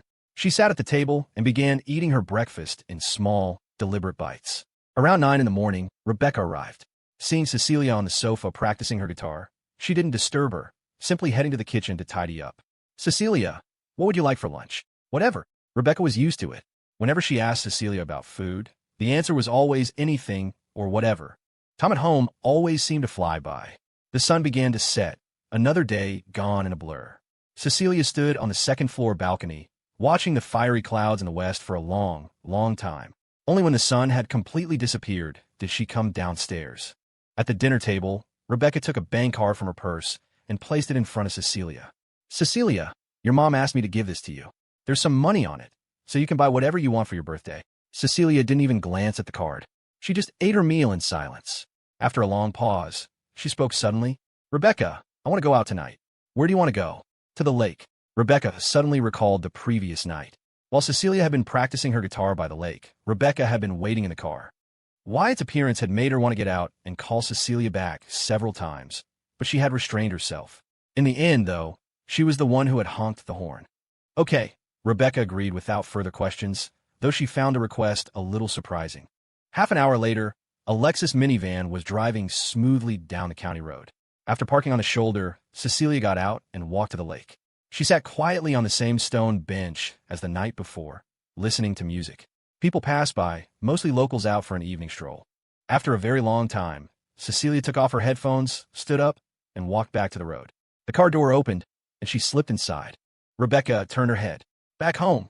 Cecilia hesitated for a moment, then shook her head and asked, Rebecca, is beer any good? Beer? Yeah. Why do you ask?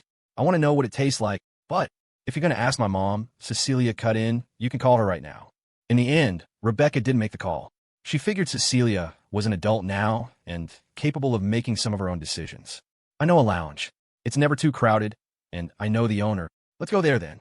Encounters Music Lounge. Vivian, Mark is late again. He just texted me, Vivian replied. Said something came up and he can't make it tonight. Hannah pouted. He's late half the time, and I can't even count how many days he calls off in a month. What is his deal? Vivian reached out and ruffled Hannah's hair with a smile. It's okay. If he doesn't come, he doesn't come. We still have our own little pop star. As Vivian said this, both Hannah and Emily turned their gazes to Wyatt. Wyatt crossed his arms, feigning fear. Don't look at me like that. I'm just a kid. Ha ha ha. Though he was only 18, Wyatt carried himself with the experience of someone 10 years older. He had no trouble fitting in with Hannah and Emily, or even the slightly older Vivian. After just 2 nights of work, he was already part of the crew. It's all on you tonight, Wyatt. He shrugged. I don't mind, but without a guitar, it feels like something's missing. I'll find some backing tracks on my phone. You can sing along with the house speakers. I guess that works. Wyatt agreed, already thinking about what songs to perform. Just then, a voice called from the entrance. Vivian, long time no see. Rebecca walked in and greeted Vivian directly. Vivian's face lit up. Rebecca, it really is you. It's been forever. Yeah, well, work has been crazy. Come in, have a seat. Hearing their conversation, Wyatt glanced over his shoulder. Just as he was about to look away, another person walked through the door. He did a double take, rubbing his eyes. It's you, he exclaimed. Cecilia was equally surprised, though her expression was far more composed. She hadn't expected to see him here. Her normally icy heart gave an unexpected flutter. Hearing the commotion, Vivian's gaze fell on Cecilia. She asked, a knowing look in her eyes, Wyatt, you two know each other? Wyatt scratched his head. Well, I mean, kind of. We just met for the first time last night. Well, you two certainly have a knack for running into each other. Vivian waved Cecilia over to a table. Rebecca hadn't gotten a clear look at Wyatt the night before, but hearing him speak, she realized he must have been the boy from the lake. To run into him again here, even Rebecca had to admit it was quite a coincidence. Vivian, can I get a beer? Ice cold. Room temperature is fine. Vivian gave Wyatt a look, and he, quick on the uptake, went to grab a bottle of beer, bringing back 2 glasses as well. He placed the beer on the table and asked casually, "You didn't bring your guitar tonight?" Cecilia looked up and nodded. "It's cool, just asking." Wyatt smiled, then turned to Vivian. "All right, Vivian, I'm heading up to sing. I'm still getting tips tonight, right? Don't you worry. You'll get your share." Vivian and Rebecca had been classmates in middle school. As fate would have it, neither had planned on settling in Riverwood. 2 years ago, Vivian had returned to open the lounge, and about 6 months later, she ran into Rebecca. They had been on good terms back in school, and now that they were both working in the same city, they made a point to get together every so often. As Wyatt walked toward the microphone, Rebecca asked curiously, "Vivian, who is he?" "Wyatt. He's my summer help. A very interesting kid." "Summer help?" Cecilia sat silently, pouring a tiny amount of beer into her glass. She lifted it and took a slow sip. For someone who didn't drink, beer was definitely not tasty. After one sip, she put the glass down. For someone who didn't drink, beer was definitely not tasty. After one sip, she put the glass down. So bitter. Why would anyone like this? The thought had barely crossed her mind when Vivian chuckled. "Doesn't taste great, does it?" Cecilia nodded. "No one likes it their first time, but you drink it enough and it grows on you." Just then, the opening notes of a backing track filled the lounge. After just 2 seconds, Cecilia recognized the song. "I'm Yours." After just 2 seconds, Cecilia recognized the song. "I'm Yours." "Well, you done me, and you bet I felt it. I try to be chill, but you're so hot that I'm melted."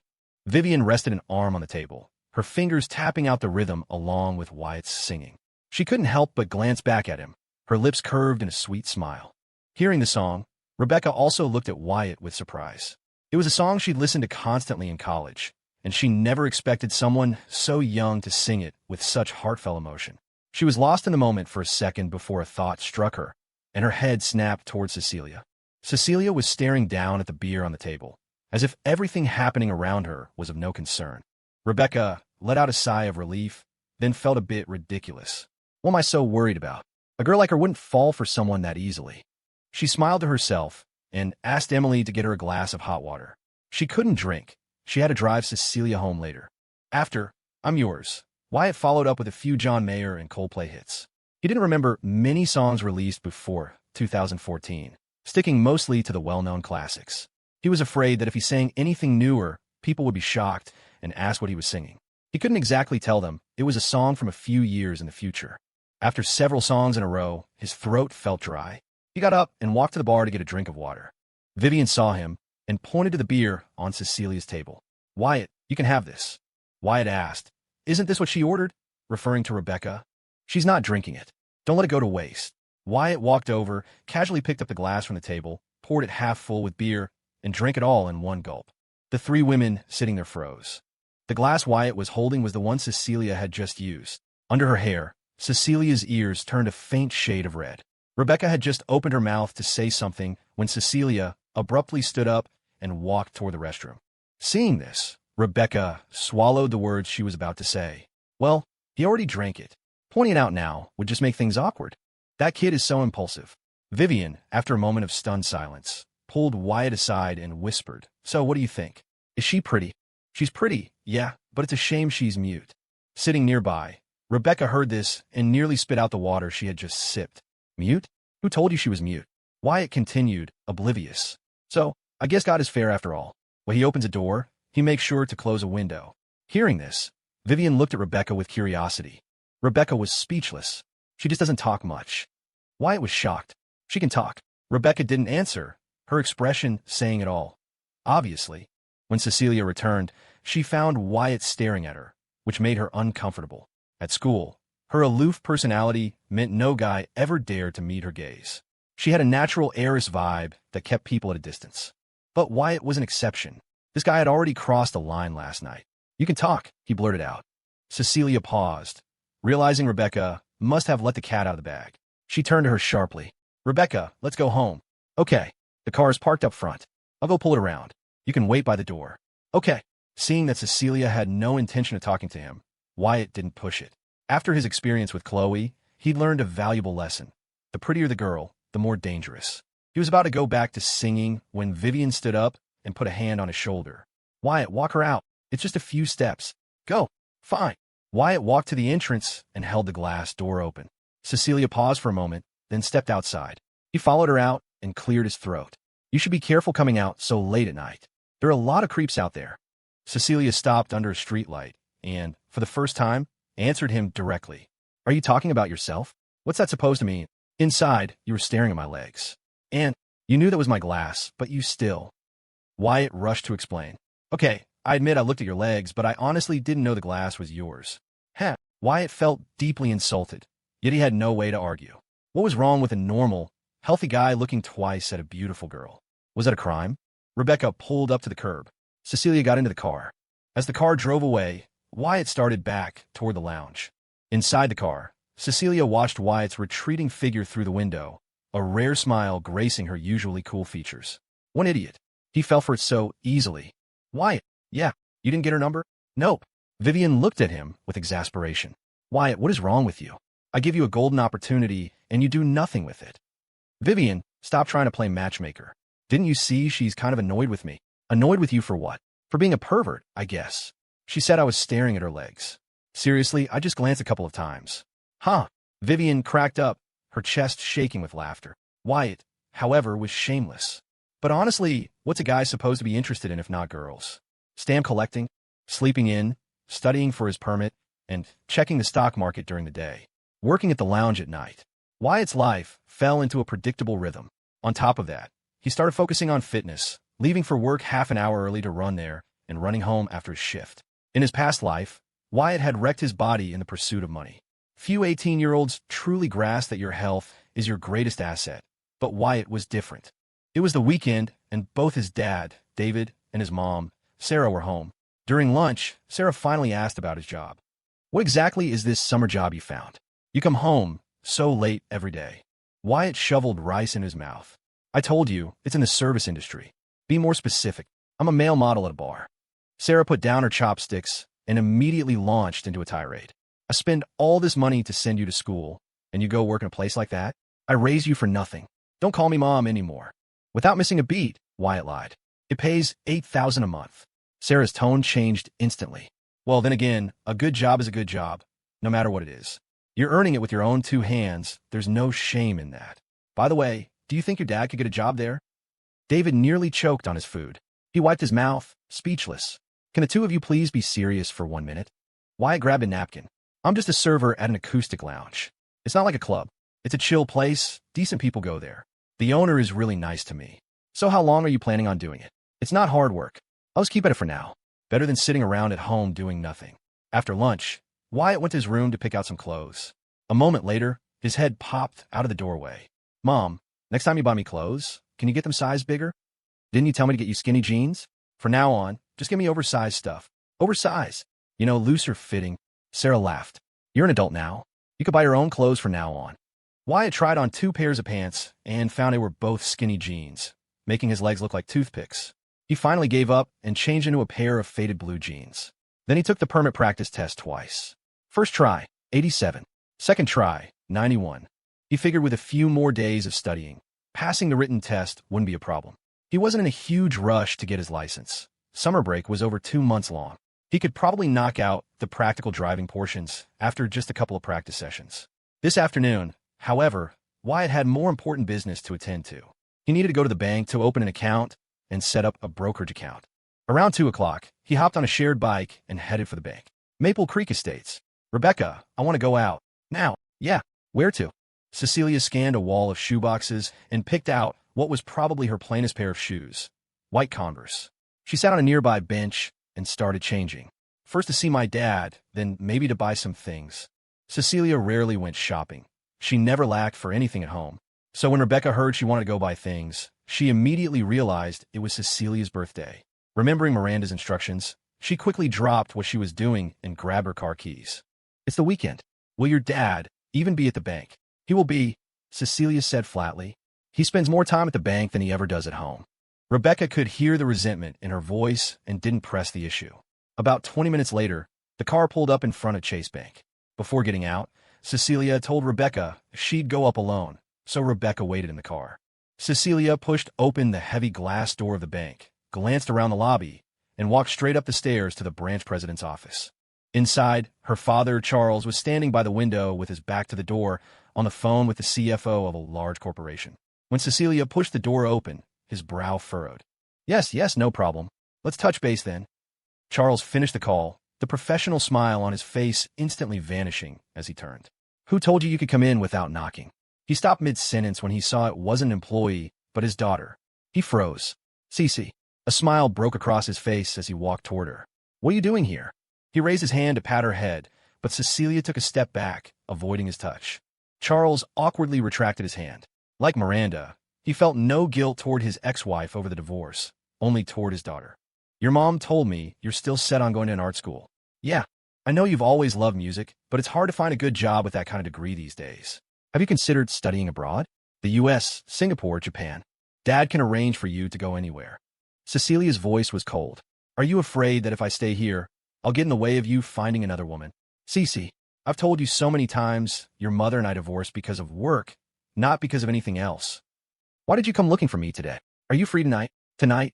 Charles thought for a moment, then sighed. Tonight, Dad already has a very important client dinner. Next time, just say you're busy, Cecilia said, her tone devoid of emotion, as if speaking to a stranger. She had expected this. Charles sensed something was wrong and reached out to stop her as she turned to leave. But Cecilia violently shook his hand off, her voice rising. Don't touch me. In your eyes, a client is more important than I am. Did you forget what day it is today? With that, Cecilia ran out of the office, her eyes red with tears. What day is it? Today. Oh no, it's Cece's birthday. The realization hit Charles like a ton of bricks, and he immediately chased after her. Downstairs, Wyatt had just finished setting up his brokerage account and was about to leave the bank when a figure running down the stairs crashed right into him. Wyatt recognized Cecilia's face and exclaimed instinctively, You again. 3 chance encounters in 1 week. Cecilia heard footsteps behind her and knew her father was chasing her. Seeing Wyatt, she grabbed his hand and whispered fiercely, Don't say a word. Wyatt stood frozen. Wait, what is happening? Her hand. It's so soft. Charles stopped at the bottom of the stairs, his eyes locking on Wyatt, then on Cecilia, and finally on their intertwined hands. A knot of dread tightened in his stomach. He walked over, his face grim, and asked coldly, Who is he? My boyfriend. Wyatt and Charles were both stunned into silence. Boyfriend? Wyatt's heart hammered against his ribs. Charles's face turned ashen. Seeing his daughter holding hands with his kid felt like watching a wild boar break into his pristine garden and gobble up the prize-winning cabbage he'd spent more than a decade nurturing. What boyfriend? Does her mother know about this? Of course she doesn't. Cecilia gripped Wyatt's hand tighter and pulled him toward the door, deliberately saying, Let's go. Wyatt was dragged out of the bank, completely bewildered. In the car, Rebecca was equally confused. How are they together again? They've been running into each other way too much lately. And more importantly, why are they holding hands? Hey, what's this about a boyfriend? Did you get my permission? Wyatt protested, finally finding his voice. Cecilia pulled open the car door and said in a commanding tone, Get in. Where are we going? Get in. Fine, I'll get in. Wyatt gave in and slid into the passenger seat. Cecilia got in after him. Through the window, she saw Charles standing at the bank entrance, looking completely lost. A small, triumphant smile played on her lips. Cece, what is all this? Rebecca asked. Rebecca, take us to the mall. Rebecca glanced worriedly at Charles, but stepped on the gas and pulled away from the curb. Was it your dad back there? Wyatt asked. Cecilia shot back. What's it to you? What's it to me? You made it my business when you told him I was your boyfriend. That was just. Just what? You didn't ask for my permission. Cecilia took a deep breath, her voice calming. So what do you want? Wyatt thought for a second. You owe me one. You're unbelievably shameless. Say what you want. Wyatt pulled out his phone, opened a new contact screen, and held it out to her. First, give me your number. Cecilia took out her brand new iPhone 5S and they exchanged information. By the way, I still don't know your name. Cecilia. Mr. Chun, was that your daughter? The bank's customer relations manager walked over to Charles. Charles was in a foul mood and just grunted in response. And that young man was, I don't know him, probably one of my daughter's classmates. Charles certainly wasn't going to acknowledge Wyatt as his daughter's boyfriend. The manager quickly added, he just opened an account with us. And a brokerage account, too. A brokerage account? Wyatt looked like he was maybe 17 or 18. Opening a bank account was normal, but a brokerage account? To play the stock market. Bring his information to my office. Right away, Charles returned to his office. A few minutes later, the manager brought him the file with the information Wyatt had just provided. Wyatt, 18 years old. Charles took out his phone and dialed Miranda. Miranda, who was in the middle of a meeting, almost ignored the call, but a feeling that it might be about her daughter made her pick up. Miranda, is this story about our daughter having a boyfriend true or not? A boyfriend? Charles, what are you talking about? Just now, our daughter came to the bank to see me, and, right in front of my face, she was holding hands with some boy. Told me he was her boyfriend. Miranda's brow tightened. As a mother, she knew her daughter well. Forget having a boyfriend. There were probably few boys who even met her standards. I don't know anything about this. The boy's name is Wyatt. Miranda asked, what does he look like? Charles was floored. Miranda, what are you thinking? What does his appearance have to do with any of this? Miranda didn't want to argue with him. She said curtly, I'll call Rebecca and find out. She hung up and immediately dialed Rebecca's number. Rebecca was stopped at a red light. She answered the call and put on speaker. Hello, Rebecca. Ms. Jiang. I need to ask you something. Cecilia's father just told me she has a boyfriend. What's going on? In this situation, Rebecca had no idea how to respond. Cecilia spoke up directly. He's sitting right next to me. Do you want to say hi to him? She shot Wyatt a look. Hearing her daughter's voice, Miranda fell silent. The strange atmosphere in the car made Wyatt's scalp tingle. He swallowed hard and managed to squeak out a greeting. Hi, ma'am. Beep, beep, beep. The call was disconnected. Wyatt looked utterly baffled. Judging by your dad's expression earlier, I could already feel the murderous intent. Your mom's the same way. If I ever meet them face to face, are they going to kill me? Hearing this, Cecilia actually laughed. Wyatt looked at her profile, as exquisite as a painting, and the shallow dimples at the corners of her mouth, and for a moment, he was captivated. He had seen her 3 times in total, and this was the first time he had ever seen her smile. For some reason, he felt the air in the car grow warmer, his blood humming in his veins. We're at the mall. Cecilia opened the car door and got out first. Seeing Wyatt still sitting in the car, she said with a look of disdain, Are you getting out? What for? Cecilia didn't say anything, just stared at him. In the end, Wyatt got out of the car. The two of them walked into the mall together. Once they were out of sight, Rebecca quickly called Miranda back. Wyatt walked behind Cecilia and ventured a question. Did your parents get a divorce? Cecilia stopped so abruptly that Wyatt almost ran in her back. I didn't mean anything by it. I just figured it out. How did you figure out? The first time we met at the lake, every time I got close, you would instinctively back away. It was the same just now. Even though you were the one who grabbed my hand, your palm was sweaty. It means you're a very guarded person, probably someone who doesn't get a lot of affection. Combine that with your attitude toward your parents, and it's an easy guess. You missed your calling as a detective. You had me pretend to be your boyfriend, probably to piss off your parents. Now that you've achieved your goal, what else do you need me for? Cecilia bit her lip and said softly, Today is my birthday. I get it. It's your birthday, and your parents don't have time for you, so you're doing this as a kind of revenge. Do you need me to help you see this through? Yes. Then let's go. We'll see a movie, grab dinner after, then take a couple of pictures to post online. I bet by the time you get home tonight, your parents will be ready to interrogate you. But let's get one thing straight. You're paying for the movie and dinner. Cecilia turned her head and asked with genuine curiosity, Have you always been this shameless? Not really. It's a recent development. I don't believe you. Believe what you want. It was mid-June, not yet the peak summer blockbuster season. There weren't many movies playing. The most well-known were The Equalizer and Godzilla, along with a B-list horror movie that no one was likely to see. What do you want to watch? Godzilla, I guess. Cecilia quietly bought the tickets on her phone. After a moment's hesitation, she added a soda and a popcorn to the order.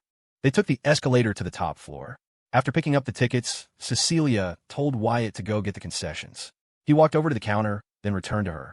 You only bought one of each. Yeah, you're so cheap. Cecilia looked at him like he was an idiot. They're for you, she explained impatiently. I don't drink soda, and I don't eat junk food. Right. You're a magical fairy who lives on sunshine and air. Cecilia couldn't be bothered to respond. They waited outside for 5 or 6 minutes before the theater doors opened for seating. She remembered clearly the last time she'd been to a movie theater was 3 years ago, before her parents' divorce. It was the last movie they had ever seen together as a family. She hadn't been back since. Wyatt was eating popcorn and drinking a soda when he noticed Cecilia staring blankly at the screen. He nudged her. What are you spacing out for? Are we supposed to be taking pictures?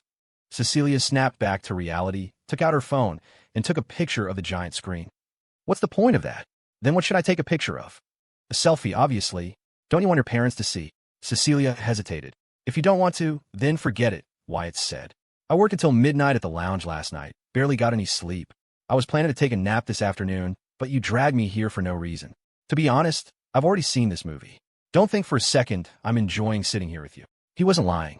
Although the movie had just been released, Wyatt had indeed already seen it more than once.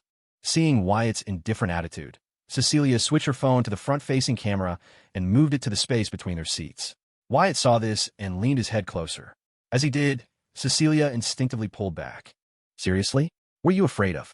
How was the phone supposed to see you from that far away? It wasn't her fault. She had never been this close to anyone before and was actually quite nervous. Still, she summoned her courage and moved her head into the frame. As their heads were about to touch, Wyatt made a goofy face. At the same moment, Cecilia managed a small smile and pressed the shutter button. Click!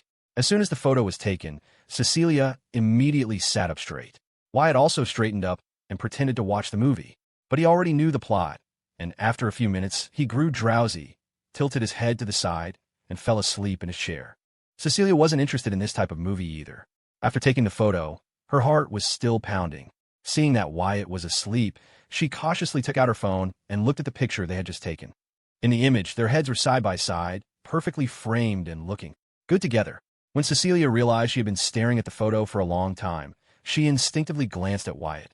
Seeing he was still asleep, she let out a sigh of relief, opened her Instagram app, and uploaded the picture. She didn't have a private account. Her follower list was pathetically small anyway, mostly relatives besides Rebecca. The moment the photo went live, Cecilia felt a thrill of excitement. She could already imagine the look on her parents' faces when they saw it. Shock, surprise, confusion, anxiety. Just as she predicted, Miranda saw the post almost immediately. She anxiously clicked on the photo, zooming in on the picture of Wyatt and Cecilia with their heads together. She immediately tried to call Cecilia. The person you're trying to reach is unavailable. Please try again later. The person you're trying to reach. Miranda was frantic.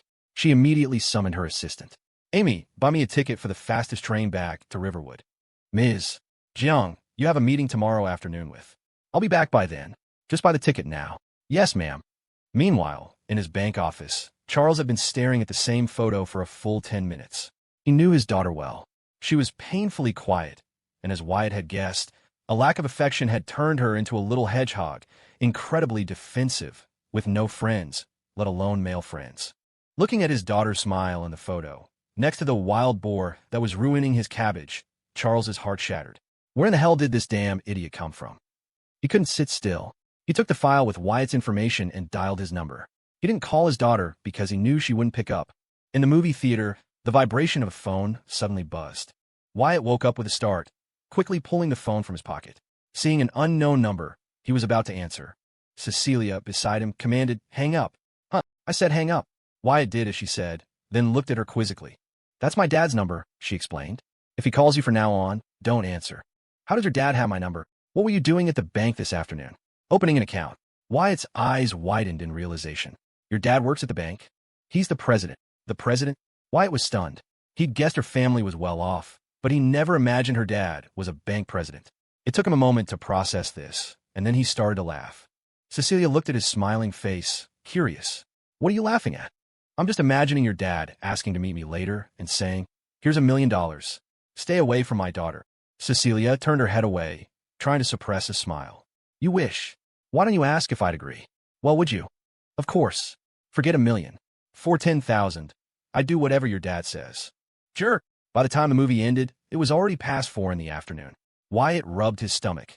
The entire bucket of popcorn and soda he'd consumed now felt like a distant memory, and he was starting to feel hungry again. "That selfie should be enough, right? If there's nothing else, I'm going to head home." "Didn't we say we were going to eat?"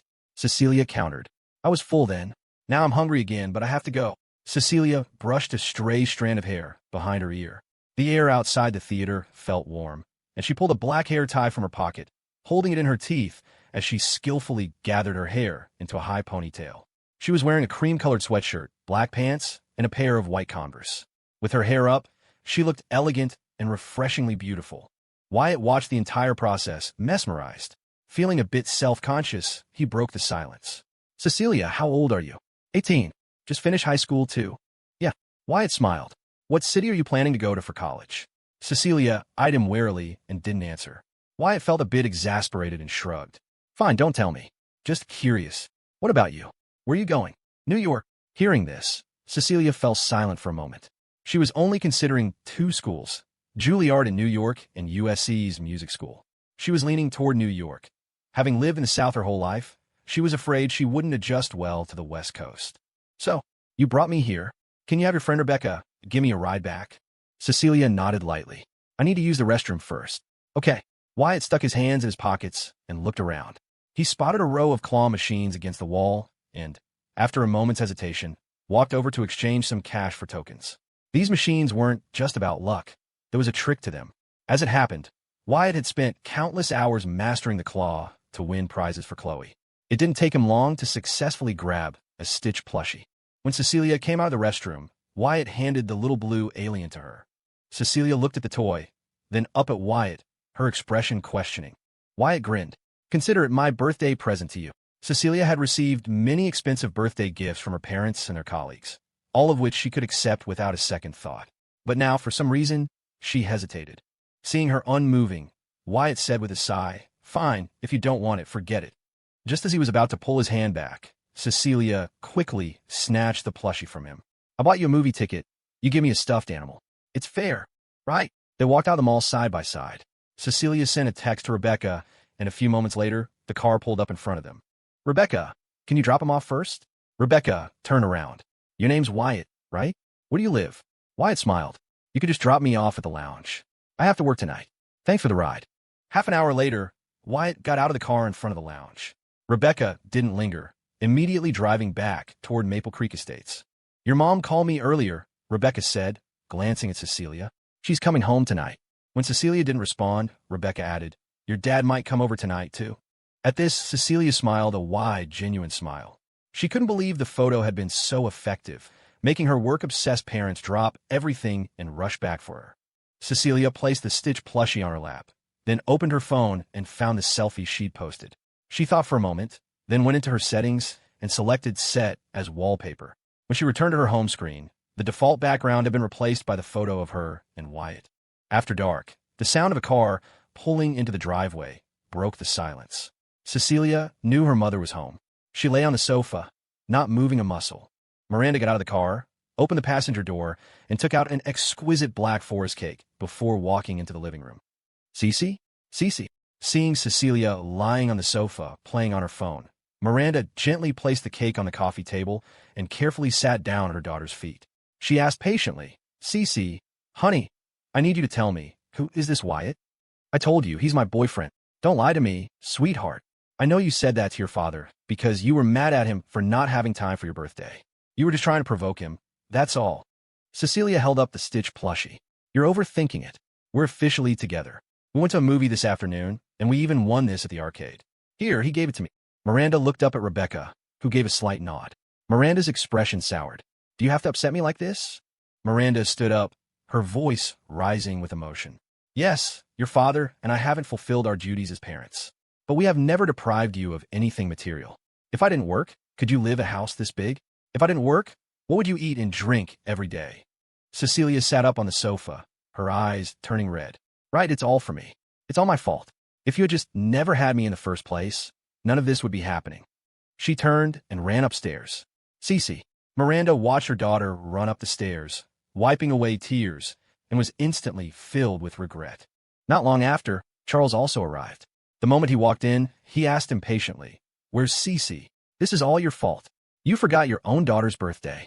What kind of father are you?" "I just forgot for a moment. That's all," Charles retorted. "You have some nerve talking to me. You knew it was her birthday, and you still left her home alone." "Yes, it's all my fault. You, the father, have no responsibility at all." "Miranda, I don't want to fight with you tonight. Where's Cece? I want to talk to her." Miranda picked up the plushie from the sofa, her voice choked with emotion. "I don't think she wants to see you right now. Or me. Did you find out? What is the real relationship between that Wyatt kid and our Cece?" Miranda picked up Cecilia's phone, which had been left on the sofa. She lit up the screen and held it up. "She's already set their picture as her wallpaper.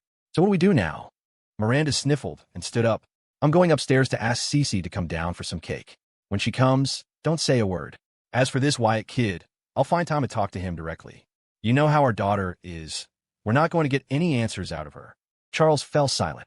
Wyatt regretted his decision. Popcorn and soda were not filling. After less than 2 hours at the lounge, his stomach was growling. He leaned against the counter, pulled out his phone, and sent a message to Cecilia. "Wyatt, I seriously regret not letting you buy me dinner earlier. I'm starving. Cecilia, who was sitting with her parents eating cake, heard her phone buzz. She had a feeling it was Wyatt. Right in front of them, she deliberately unlocked her phone and replied. Cecilia, serves you right. Wyatt shot back, annoyed. Your boyfriend is hungry.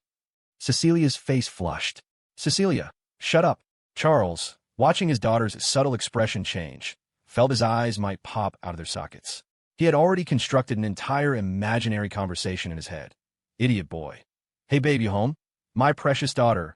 Eating cake RN. Idiot boy, I'm hungry too. My precious daughter. You want some? Idiot boy, I don't want cake. Idiot boy, I want you. A cold dread washed over Charles. Cecilia typed quickly. You want me to block you right now? Wyatt, whatever, customers are here. Talk later. Their chat ended. Seeing Cecilia put her phone down, Charles let out a long, silent sigh of relief. Miranda looked at the half-eaten cake on the table and said to Rebecca, Rebecca, why don't you take the rest of this cake home? Rebecca looked a little embarrassed. Ms. Jiang, I'm trying to lose weight. I really shouldn't eat something so sweet this late at night. Rebecca, Cecilia suddenly interrupted, could you do me a favor and take the rest of the cake to that lounge we went to? Charles and Miranda were completely baffled. Rebecca, however, was stunned. You want to take it? To Wyatt? Yes. Hearing this, Charles shot up from the sofa. He hitched up his belt, his face grim. I'm going to use the restroom. Miranda looked at Cecilia, then finally nodded at Rebecca. Rebecca packed up the cake and drove to the lounge. Around 10 o'clock, Rebecca walked into the lounge carrying the cake box. Vivian was surprised to see her again so soon. She usually only came by once in a while. Rebecca, you don't seem so busy lately. Rebecca gave a weary smile. I'm here on a mission. A mission? Where's Wyatt? That kid was just here a second ago. Hannah chimed in from the side. Vivian, he just went to the restroom. Vivian asked curiously. You need to see him for something? Rebecca nodded, lifting the cake box. Cecilia asked me to bring this to him. Vivian froze. Women are always interested in gossip, whether they're 18, 28, or 38. She quickly came out from behind the counter, her face alight with curiosity. Are they a thing? It's complicated. Rebecca was about to explain when she saw Wyatt coming out of the restroom. She walked over and handed him the cake. Wyatt was confused. What's this? Cecilia wanted me to give it to you, Rebecca said simply. Wyatt hadn't expected this at all. He took the cake, a smile quickly spreading across his baffled face. Well, I guess she has a conscience after all. Rebecca wanted to ask more questions, but held her tongue. This wasn't her business to meddle in. Besides, Miranda already knew and would handle it. With that thought, she said a quick goodbye to Vivian and left. Wyatt brought the cake over to the counter. Seeing that it was Black Forest, a cake he'd never had the luxury of eating before, he quickly cut himself a large slice. He was about to take a bite when he looked up and saw 3 pairs of eyes staring at him. What? Spill it. What's the deal? Wyatt was bewildered. What deal? The cake. You said dating was pointless. Why is Cecilia sending you cake? It's a long story. Then make it short. Wyatt sighed and explained, I help her with something, so she owes me one. I just texted her that I was hungry, and she had Rebecca bring this over. What kind of help? That is classified for now. Oh, Vivian cooed, her eyes practically screaming. Look at you and your shady dealings. Famished and dizzy with hunger, Wyatt didn't bother explaining further. He grabbed a fork and started devouring the cake. After 2 large pieces, he finally felt human again. There's still some left. You guys want any? Emily huffed, crossing her arms. That's a special delivery love cake for someone. I couldn't possibly eat it. Yeah, right, Hannah added. Wyatt slapped his forehead. You guys are unbelievable. At 11:20 p.m., after his shift ended, Wyatt ran all the way home. By the time he'd showered and gotten into bed, it was past midnight. Despite being exhausted, he didn't go straight to sleep. He first downloaded a stock trading app, went through the registration, login, identity verification, and bank card linking processes, and finally had his own brokerage account. He transferred all the money he had to his name into it, exactly $900. $500 was spending money from his mom, which he deposited at the bank that afternoon. The other $400 was from the tips Vivian had sent him. It wasn't much, but it was a start.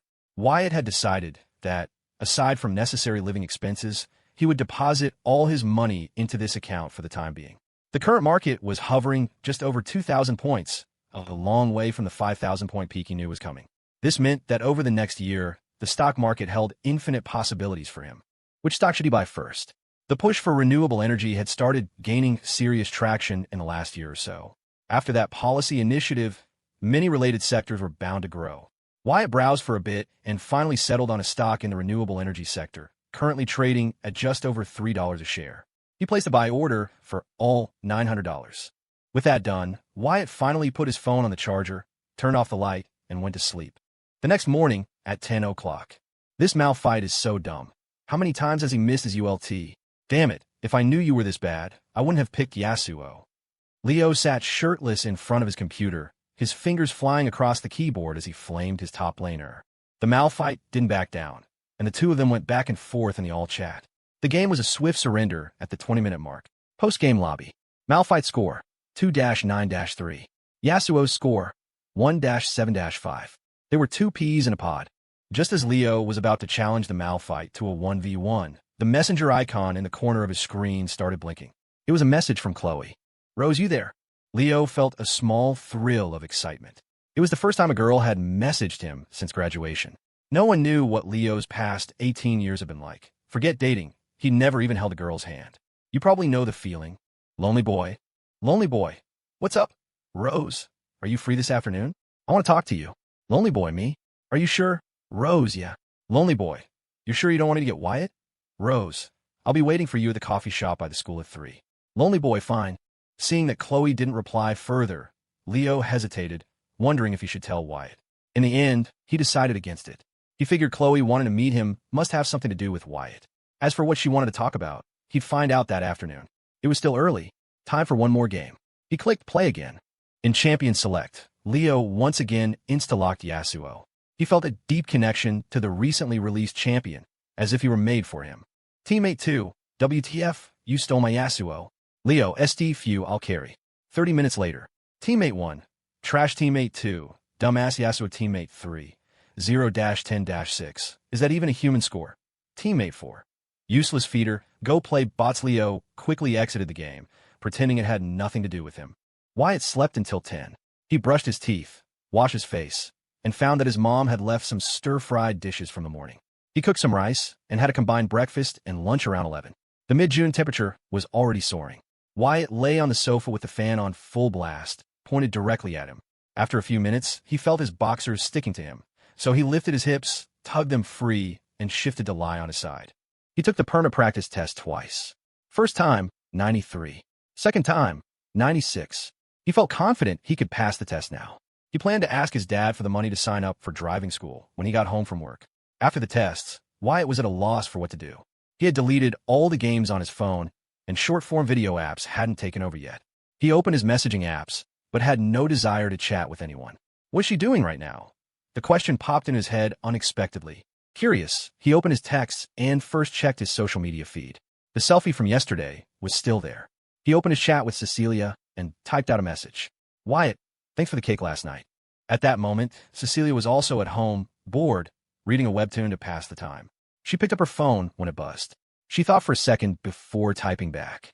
Cecilia, we couldn't finish it. I was going to throw it out, but felt it was a waste, so I had Rebecca drop it off on her way. Wyatt, Cecilia, do you not have any friends? Cecilia, none of your business. Wyatt, so I hit the nail on the head. When she didn't reply, Wyatt typed again. For the record, on account of the cake, I was going to graciously offer my friendship. Cecilia, thanks, but I don't need it. Wyatt, fine your loss. What are you doing right now anyway? Cecilia. Wyatt, no reason, just curious how rich people pass the time. I'm bored out of my mind. Cecilia, reading webtoons. Wyatt, you like webtoons too? This piqued Cecilia's interest. She typed back, you like them too? Wyatt, yeah, I love them. But I bet you haven't read the ones I have. Cecilia, what do you read? Wyatt, Beautiful New World, Secret Class. At 3 in the afternoon, Leo arrived at the coffee shop by the school as planned. He expected to see only Chloe, but to his dismay, the ever-annoying Jenna was there too. Jenna had been a chatterbox in their class, average-looking but with something to say to everyone, constantly gossiping with the other girls. Did you hear so-and-so from homeroom 7 confessed to so-and-so? Did you hear so-and-so from homeroom 11 hooked up with so-and-so yesterday? That one girl got picked up in a BMW after school. Even within a single class, there were different cliques, the smart kids, the gamers, the romance novel readers. Jenna tried to squeeze her way into every circle. Because Chloe was pretty and got a lot of attention, Jenna was always attached to her hip, to the bathroom, to the convenience store, to the cafeteria. Whenever they walked down the hall, all eyes were on Chloe, and Jenna would bask in the reflected glory, convinced that some of those stares were meant for her. Leo, over here. Seeing Jenna, Leo reluctantly walked over. He knew Chloe had asked him here for a reason related to Wyatt, so he cut to the chase. What did you want to see me for? Sit down first. Leo didn't sit. He went to the counter to order a drink. Seeing that Chloe and Jenna hadn't ordered anything, he added, actually, make it 3. Extra ice in mine. Once Leo sat down, Chloe finally spoke. Leo, do you know what Wyatt has been up to lately? He got a summer job. A summer job. Before Leo could elaborate, Jenna interjected excitedly. Oh, I get it. He must be broke. That's why he's been ignoring you. Going out costs money, after all. Leo was annoyed. I think you got it all wrong. Chloe's eyes narrowed. Then why did he get a summer job? How should I know? He's been different since we graduated. I asked him to play games. He says no. He barely texts. The day after graduation, he found a job, and now he's studying for his learner's permit. That's... Leo took a sip of the drink a server brought over. You call me here just to ask about this? Well, yeah. He hasn't talked to me in days. Leo said bluntly, when Wyatt was following you around every day, I didn't see you giving him the time of day. Chloe was speechless. Jenna immediately jumped to her defense. Do you think that just because a guy's nice to a girl, we're obligated to say yes? Leo shot back. If you like him, be with him. If you don't, reject him. If you don't like Wyatt, why did you keep accepting the breakfast he bought you every other day? Jenna declared with conviction. Accepting is not the same as agreeing. What kind of messed up logic is that? Even though Leo had never been in a relationship, he couldn't stomach such an absurd argument. He stood up to leave. Chloe quickly stood as well. Leo, can you please not tell Wyatt you saw me today? Don't worry, I'm not gossip. Jenna shot up. Who are you calling a gossip? Leo was exasperated. I wasn't even talking to you. What are you so worked up about? Chloe held Jenna back. Can you at least tell me where Wyatt is working? Encounters Music Lounge. With that, Leo walked out of the coffee shop. The moment he was outside, a wave of regret washed over him. Damn it, I got nothing out of that trip, and I'm out the cost of 2 drinks. Those 2 were something else, inviting him out and not even ordering anything for themselves, clearly expecting him to pay. Leo, you idiot, he thought to himself. If you fall for this again, you're the biggest sucker on the planet. Back in the coffee shop, Jenna said, Chloe, you're not actually thinking of going to find him, are you? Chloe shook her head gently. I haven't decided. If you ask me, if he's not going to contact you, then just forget him. We've graduated now, anyway. There will be plenty of better guys in college. You're so pretty, you can definitely find someone better. Chloe said flatly, I just want to know why he's suddenly turned so cold. I've been thinking about it for days, and I still don't get it. Ugh, don't overthink it. You see the news, there are way more guys than girls these days. In the future, we'll be the ones doing the choosing, not them. You just wait and see. Wyatt will definitely regret this. Around 4 in the afternoon, David got home from work. As a veteran employee at his office, he could finish his daily tasks in about 2 hours, spending the rest of the time slacking off. That was the reality of a stable, bureaucratic job. If you had no ambition to climb the ladder, it was a pretty cushy life. Dad, you're home. David was surprised to see his son still at home. Why are you still here today? I need to talk to you about something. This can't be good. Wyatt pulled his dad over to the sofa and sat him down, smiling sweetly. I've finished studying the material for my learner's permit. I want to go sign up for driving school tomorrow.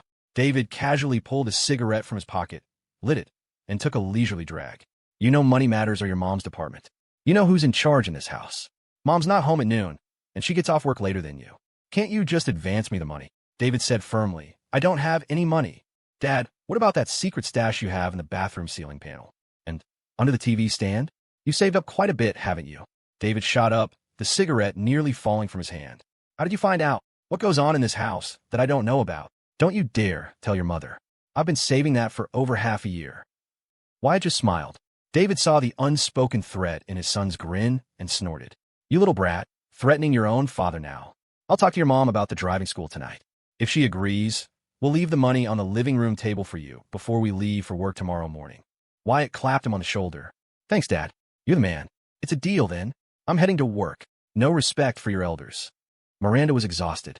After working all day yesterday, she had rushed back from the neighboring state overnight to celebrate her daughter's birthday. The next morning, before the sun was up, she was already on her way back. After another full day of work, Miranda didn't return to her hotel. Instead, she had her assistant buy another ticket back to Riverwood. Exiting the train station, Miranda opened her phone and sent a message to Rebecca. Miranda, Rebecca, is Cecilia home today? Rebecca, she is. Miranda, I just want to confirm, is the name of that lounge Encounters Music Lounge. Rebecca, that's right. Should I send you the address? Miranda. Yes, please. I'm going there directly now. If Cecilia plans to go out, let me know ahead of time. I don't want her to know I want to see this Wyatt. Rebecca. Understood. A moment later, the address came through. Miranda showed her phone to her driver. Chris, take me here. Yes, Ms. Jiang. The car drove from the station all the way to the lounge. The sky hadn't completely darkened yet. Wyatt, having finished his cleaning duties, was sitting on a chair out front, bored, waiting for customers. Ms. Jiang, we're here. Wait for me in the car. Of course. Miranda pushed open the car door. A smooth, toned leg emerging first, clad in a red-soled high heel. She was wearing a blouse with a tailored women's blazer and a fitted pencil skirt. Her hair was cut short, and she wore no jewelry aside from expensive watch on her right wrist. She looked impeccably professional and formidable. After getting out, she didn't walk straight to the lounge. Instead, she went to the trunk, took out a pair of flat sandals, changed into them, and only then did she walk toward the entrance. Hello, welcome. What can I get for you? There were no other customers yet, and Wyatt was the only male employee in sight. Besides, Miranda had seen his photo and recognized him immediately. You're Wyatt. I am. Wyatt was confused. Do I know you? Miranda pulled out a chair and sat down, her expression unreadable. I'm Cecilia's mother. Can we talk? Wyatt's heart leaped in surprise, but he managed to keep his composure. He pulled out a chair and sat down, waiting for her questions. He had prepared for this, but he hadn't expected her to come so soon. Vivian saw Miranda and knew instantly she was not to be trifled with. Her aura screamed power, far beyond that of a typical manager. She guessed that this must be Rebecca's boss and quickly grabbed Hannah and Emily when they tried to inch closer to eavesdrop. First, tell me how you and my Cecilia met. Wyatt answered truthfully. After listening, Miranda said calmly, So you've met a total of how many times now? 3. First at the lake, second here, third at the bank, and then you went to the mall. Miranda firmly controlled the conversation. Regarding you and Cecilia, is there anything you'd like to explain to me? Ma'am, you shouldn't be asking me this. You should know your own daughter. Do you really think a girl with her personality would start dating a guy she's only met 3 times? Miranda was surprised that Wyatt dared to maintain eye contact with her the entire time he spoke. At her company, even department heads rarely dared to meet her gaze. It's not impossible, Miranda stated. My ex-husband and I also had a whirlwind romance. Everyone around me at the time said I was being foolishly romantic. Wyatt suppressed a smile. Then you can rest assured, ma'am, your daughter is definitely not foolishly romantic. Miranda changed the subject. How old are you? 18. Just finished high school. Yes. Do you have a target university? Fordham University's business school. Miranda raised an eyebrow. I know that school. It's a good university in New York, but getting in from out of state requires top-tier grades. If you can get into a school like that, you could have better options. With my SAT scores, if I want to be in New York, my choices are actually limited. So you're prioritizing location? Yes. As an elder, I'd like to advise you that for an ordinary person, studying finance is not a very rational choice. Wyatt smiled. I'm going to be rich. Miranda didn't know where his confidence came from, but seeing the look of absolute certainty on his face, she felt a flicker of something. Wyatt's tangible qualities were all excellent. Height, looks, personality. If he truly had ambition, perhaps. The realization that she'd been overthinking things brought Miranda back to the present. She glanced at her watch, then offered Wyatt a placid smile. I didn't come here today to blame you for anything, Wyatt. I'm not even opposed to you and Cece being friends. But I hope you won't cross certain lines. You're a smart kid. You understand what I mean. Wyatt smiled back. Don't worry, ma'am. That won't happen. Thank you. Miranda stood up, ready to leave, but then turned back. Would you mind if I got your number? Of course not. Wyatt pulled out his phone, and Miranda scanned his contact QR code. After adding him, she added a simple reminder. My last name is Jiang. Got it. Miranda gave a slight, satisfied smile and walked out of the lounge. Once back in her car, she told the driver to take her home. When she arrived, Rebecca was there to greet her. Ms. Jiang, dinner is ready. Cece is eating now. If there's nothing else, I'll be heading home. Thank you for your hard work, Rebecca. It was my pleasure. Miranda walked into the living room. At the dining table, Cecilia was taking small bites of pasta. It was fresh from the pot, so she had to purse her lips and blow on each forkful before eating. Miranda smiled as she approached, pulling a hair tie from her purse. She gathered Cece's long, silky black hair and expertly tied it up for her. Then, she went into the kitchen, got herself a bowl of pasta, and sat down across from her daughter. Cece, the busiest part of my project is over. I can finally take some time off and rest at home. Oh, have you thought about taking a trip? I could take you somewhere for a few days. Cecilia just shook her head, a clear refusal. Miranda switched topics, her voice patient. Your SAT scores come out in a few days. Have you made a final decision on which university you want to go to? Cecilia put down her fork, hesitating. After a long moment, she said, I'm going to New York. Although she'd long known her daughter's choice would be between the USC Thornton School of Music and Juilliard, hearing Cece definitively choose Juilliard still made Miranda's heart skip a beat. It wasn't just any reason. It was because back at the lounge, that boy, Wyatt, had also clearly stated he was going to New York. Could it be? Is she choosing to go to New York because of him? Miranda had to confirm it one more time. You've made up your mind? Yeah. Miranda's visit was just a small interruption in Wyatt's life. The summer job had to continue. The money had to be earned. The dramatic movie scene where the rich parents hand over $1 million to make the boyfriend leave their daughter only happened in fiction. It would never happen in real life. After finally getting through another day, Wyatt dragged his exhausted body home. His parents were already asleep, so he walked with deliberate slowness. When he saw a stack of cash on the living room table, he paused for a second before smiling and taking the money back to his room. He took a quick, cold shower and changed into a pair of shorts and a faded white t-shirt. He opened his stock trading app, glanced at it, and saw that his funds hadn't changed much. He didn't feel anything. You couldn't rush the stock market. If it didn't go up today, it just meant the time wasn't right yet. Wyatt opened Facebook Messenger and shot a message to Leo.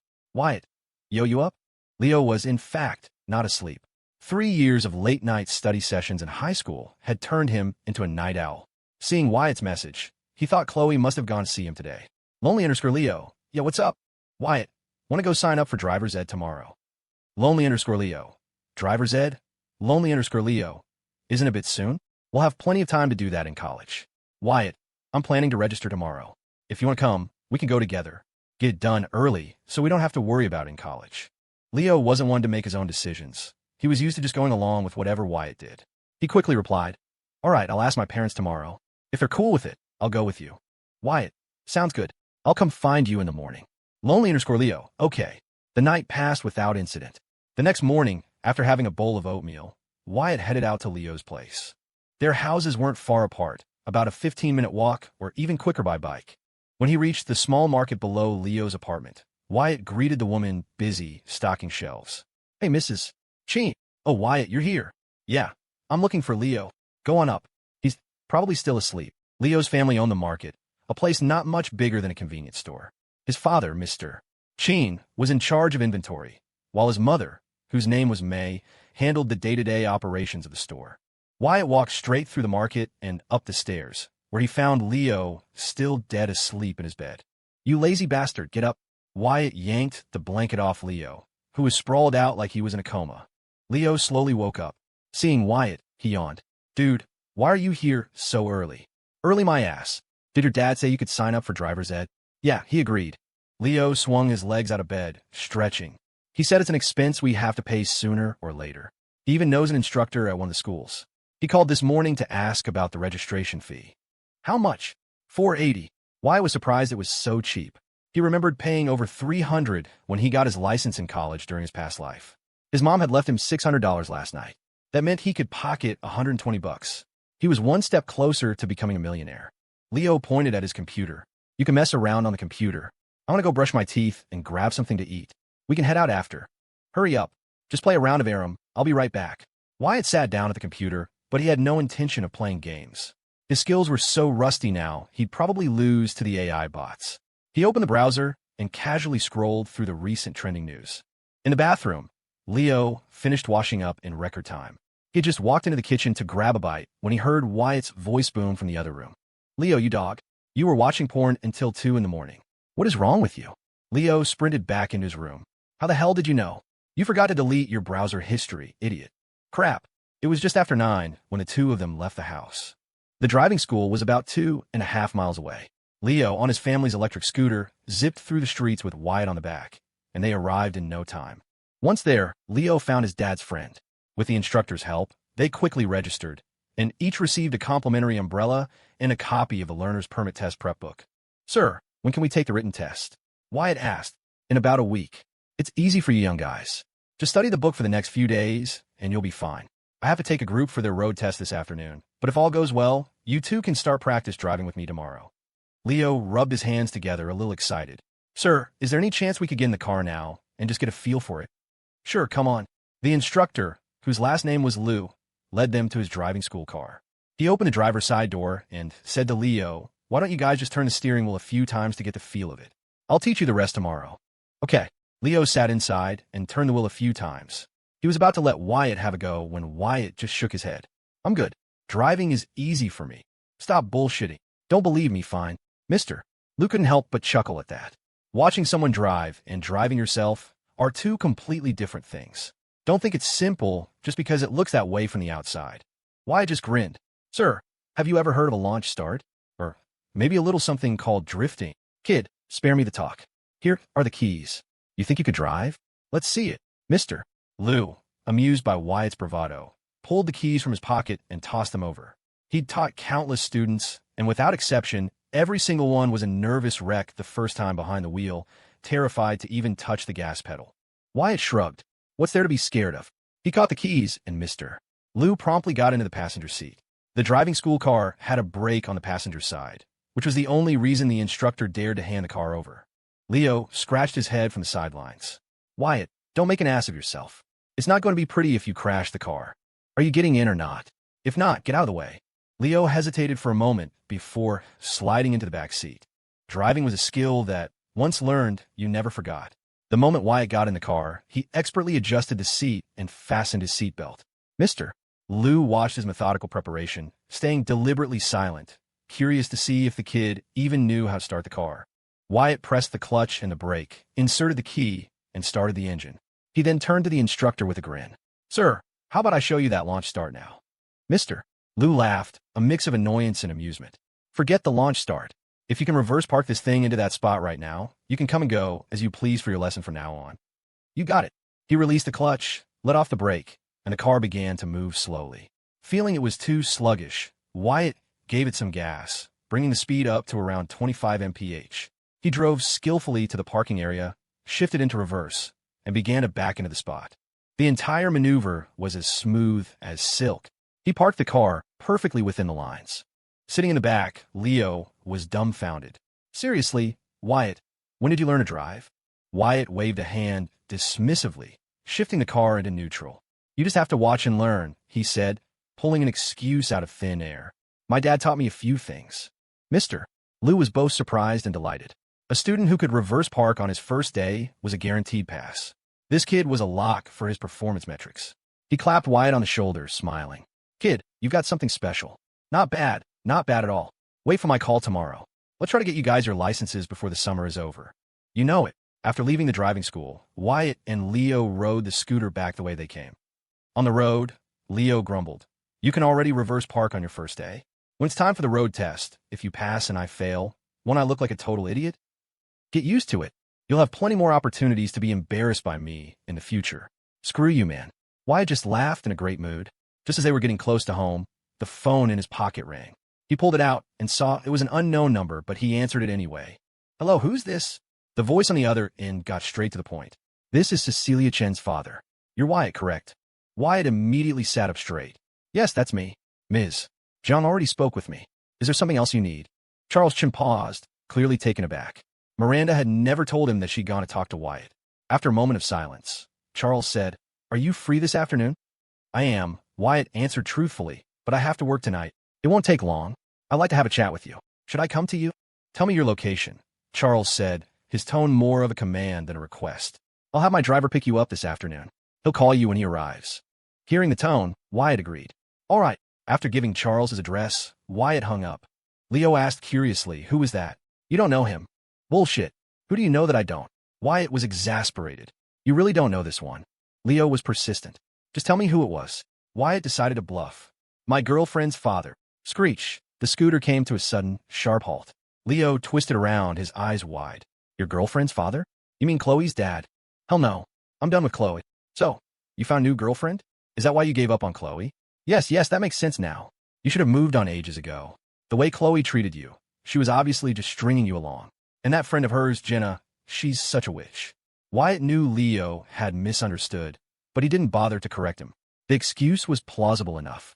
Otherwise, it would be hard to explain his own sudden change of heart. What's your new girlfriend's name?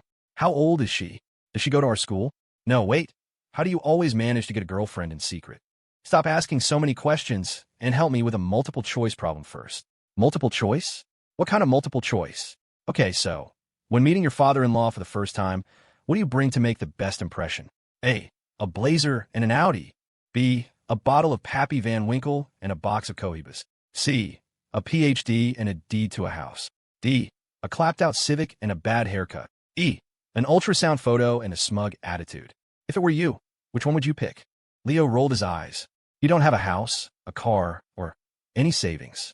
So A, B, and C are out. Wait, are you really going to meet her dad this afternoon? It's a long story. I already met her mom, and she was pretty reasonable. But from his tone, this dad sounded like a tough one. Anyway, if he's civil with me, I'll be civil with him. If he starts giving me crap, I'll... Bro, tell me more. Tell you what, I'm going home. See you tomorrow. Wyatt hopped off the scooter and headed home, leaving Leo hanging in agonizing suspense. But it was lunchtime, so Leo had no choice but to ride his scooter home first. At 2 in the afternoon, an Audi A6L pulled up at the entrance of Wyatt's apartment complex. He got the call and came down shortly after. Once he was in the car, the driver didn't say a word, simply driving him toward a large bank downtown. The bank manager is waiting for you upstairs. Wyatt nodded and got out of the car. As soon as he walked into the lobby, an employee approached him. You're Wyatt? I am. Follow me. The employee led Wyatt all the way to Charles Chen's office door. After knocking twice and hearing a voice from inside, the employee left. Wyatt didn't hesitate.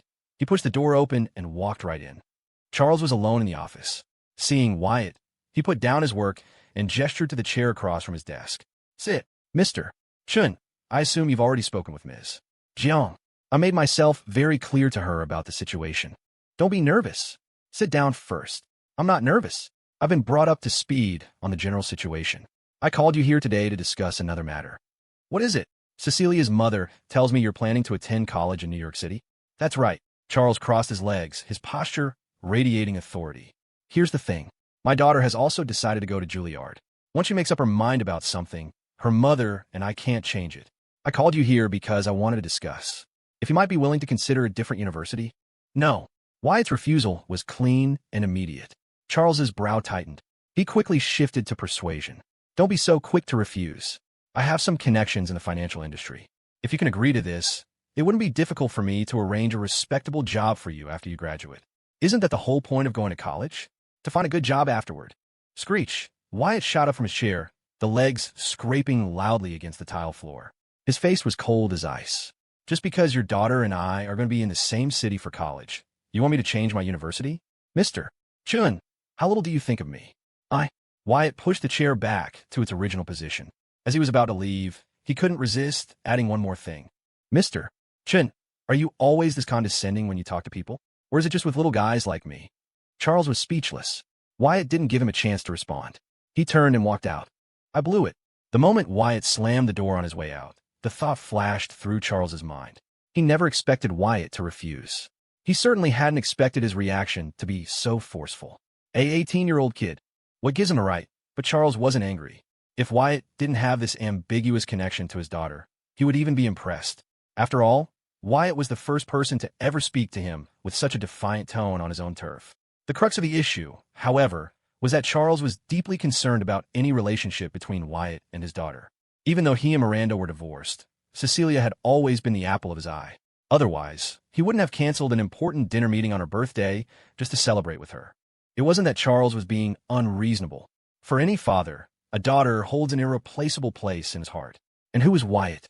A prospective college student from an ordinary family with no background to speak of. If Cecilia were to announce she wanted to start dating, Charles could introduce her to a dozen outstanding young men from families worth hundreds of millions by the next day. So, when Miranda told him that both of them were planning to attend college in New York, the idea of getting Wyatt to change his plans had formed in his mind. Charles sighed and picked up his phone to call Miranda. I just spoke with the kid. I think I might have screwed this up. What did you say to him? Charles recounted the conversation. When he finished, Miranda was immediately angry. I told you he wasn't like other high school kids. You just had to come on so strong. Well, now you've done it. You've made things worse. How was I supposed to know he would refuse? Charles said, exasperated. Beep, beep, beep. Miranda had hung up on him. Wyatt walked out of the bank, seething. The memory of Charles's condescending attitude was infuriating. He pulled out his phone and immediately sent a message to Cecilia. "Wyatt, you there?" Cecilia, who was at home trying to compose a piece of music, heard her phone buzz. She initially wanted to ignore it, but after strumming her guitar a few times, she couldn't resist picking it up. Seeing the message from Wyatt, she sent back a question mark. "Cecilia?" Wyatt typed. "Want to come to the lounge tonight?" Cecilia, "Why?" Wyatt, "No reason. Just got an itch to play the guitar." Cecilia paused for a moment, then asked, "What time?" Wyatt, "I'll be there until 11. Cecilia, "Okay." Wyatt, "Didn't expect you to agree so quickly." Cecilia, "I'm just curious what other songs you know how to play." Wyatt, "I know a lot. Some you've never even heard of." Cecilia, "I don't believe you." Wyatt, "If you don't believe me, I'll play an original for you tonight." Wyatt, "So it's a date. I'll be waiting for you." For some reason, seeing the words, "I'll be waiting for you," Cecilia felt a strange sense of embarrassment. She turned off her phone and tossed it onto the sofa. 5 minutes later, Cecilia, "K." That evening, after mother and daughter had finished dinner, Miranda made a suggestion. "Cece, want to go for a walk with me tonight?" "No, I have other plans." "Other plans?" Miranda raised an eyebrow. "What plans could you have?" Cecilia wasn't one for beating around the bush, nor did she want to. She stated it plainly. "I'm going to the lounge to see Wyatt tonight." "W.Y. Wyatt?" Miranda froze on the spot. Remembering the phone call from Charles that afternoon, she instantly understood. Wyatt was retaliating against her ex-husband. It seemed Charles hadn't told her the whole story. His attitude must have been even more aggressive than she'd imagined. Otherwise, Wyatt wouldn't have resorted to this. Having been married to Charles for so many years, she knew him well. His chauvinistic streak had never faded. After a moment's pause, Miranda asked meekly, "Cece, can I come with you? If you want to find..." Cecilia replied nonchalantly and ran upstairs to change. Miranda was stunned to see that Cecilia, who rarely wore dresses, had chosen a cream-colored sundress for a meeting with Wyatt. This was definitely a dangerous sign. At 7:50 p.m., Miranda drove Cecilia to Encounter's music lounge. She didn't go in with her daughter, instead using the excuse of finding a parking spot. She wanted to see what Wyatt and her daughter were like when they were alone together. Seeing Cecilia arrive so early, Wyatt greeted her with a smile. "You're here." Cecilia gave a soft "Sit wherever you like. I'll go get you a glass of water." "Don't worry," he added with a grin. "I'll make sure not to grab the wrong cup this time." Wyatt walked away, completely missing the bashful expression that crossed Cecilia's face at his words. It was still early, so the lounge was mostly empty. When Wyatt returned with the water, he sat down across from her. "Cecilia," he began, his tone surprisingly frank, "I need to apologize to you first." Cecilia blinked, looking at him with a puzzled expression. "Your dad came to see me this afternoon," Wyatt explained. "He said some things that really pissed me off. Basically, he wanted me to stay away from you. I was so angry after hearing that. I messaged you and asked you to come here. I did to get back at your dad. It's fine. I don't mind. Why not?" Wyatt was genuinely curious. He's always thought everyone should just listen to him. "So I can probably guess what he said to you." Wyatt smiled. "But I didn't expect you to choose to go to college in New York, too." At his words, Cecilia's heart began to race. She even lowered her head, unable to meet his eyes, and said hurriedly, "You don't think I chose to go because of you, do you?" Before she could finish, Wyatt cut her off. "Of course not. I'm not that conceited." "Good. At least you know your place." As Wyatt fell silent, the atmosphere in the lounge grew a little charged. Cecilia knew Vivian, Hannah, and Emily were secretly watching her. She felt she couldn't let the silence hang there. So, in a rare move, she took the initiative. "Who taught you to play the guitar?" "I'm self-taught." "Where did you find the time?" Wyatt smiled. "Time is something you can always make if you try. Besides, maybe I'm just a genius when it comes to music." "You wish." Wyatt held out his hand towards Cecilia. "Guitar." Cecilia took the guitar out of its case and handed it to him. Just as he took it, Miranda walked in through the door. Seeing her, Wyatt didn't flinch. He greeted her politely with a Ms. Jiang, then turned to Cecilia. "This afternoon, after I talked with your dad, I wrote a song. It's called If One Day I Become Rich." Cecilia almost laughed. She thought only Wyatt could come up with such a corny song title, but she was still curious to hear what it sounded like. Could it have something to do with what happened this afternoon? Wyatt, holding the guitar, sat across from the mother and daughter and began to play and sing as if he were the only one there. His smile was roguish, his voice unrestrained, as if he were lost in his own music. The most important part was the lyrics. "If one day I become rich, my first choice isn't to see the world. I'll lie on the biggest, softest sofa on earth, eat then sleep, wake up, and eat some more just for a year." Cecilia had never heard this song before, and there were very few songs she hadn't heard. At that moment, she was already convinced it was Wyatt's original work. She had never imagined that, on top of playing the guitar, Wyatt could also write his own music. Her attention unconsciously drifted to his face. She didn't even realize that her gaze remained fixed on him until he had finished the entire song. This song wouldn't be released in his world for another 3 years. By singing it now, of course, no one would have heard it. In his mind, Wyatt silently apologized to the original artist, while also wondering what kind of impact this would have. If I sing this song, will another song of its type appear to take its place? Or does this song now belong to me, with no connection to its original creator? Wyatt didn't know the answer, and he didn't dwell on it. It wasn't his problem to solve. When he came back to his senses, he found both Miranda and Cecilia staring at him intently. Miranda's eyes held simple surprise, but Cecilia's held a mixture of 3 parts surprise, 3 parts curiosity, and 3 parts admiration. And perhaps just 1 part, adoration. So, what did I tell you? I'm a genius. Cecilia snapped back to reality, her lips parting as if to say something, but no words came out. Beside her, Miranda observed her daughter's subtle expression and felt a stir in her own heart. She sighed internally and spoke to Wyatt with genuine sincerity. Wyatt, on behalf of Cecilia's father, I want to apologize to you. It's fine. Wyatt placed the guitar on the table and smiled. Honestly, I can understand. If I were in Mr. Chin's shoes and my daughter was hanging out with some kid who has to work a summer job at a lounge, I'd probably try to stop it too. Miranda's eyes lit up. She hadn't expected Wyatt to be able to see the situation from Charles's perspective. This kid was mature beyond his years. I just didn't like the condescending way he spoke to me, Wyatt continued. I'm young after all. There's that saying, right? The recklessness of youth. But honestly, I'll probably sleep on it and forget the whole thing by tomorrow. Wyatt stood up. Ms. Jiang, let me get you a glass of hot water. Thank you. Wyatt brought a cup of hot water for Miranda. After that, Cecilia remained quiet, and the conversation was carried entirely by Miranda and Wyatt. Eventually, they drifted to the topic of life goals. So, Wyatt, do you have any big dreams? I haven't thought too far ahead. My goal right now is just to make money. Lots and lots of money. Miranda didn't find his answer materialistic. She simply pressed, how much is lots? Wyatt thought for a moment, then smiled. Enough that when Mr. Chin sees the balance in my bank account, he won't have any prejudice against me. That's how much. Miranda's lips twitched into a smile. Is money really that important to you? Of course. For poor people, most of our problems are born from a lack of money. Not to mention in this day and age, where everything's gone off the rails, you can't even get married without money. Gone off the rails. Oh, it's a joke. You know how they say a business deal can turn into a hostile takeover? I call it a hostile breakup when a couple's argument over money gets so bad their friends start taking bets.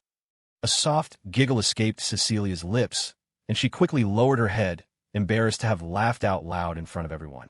Miranda shook her head, musing.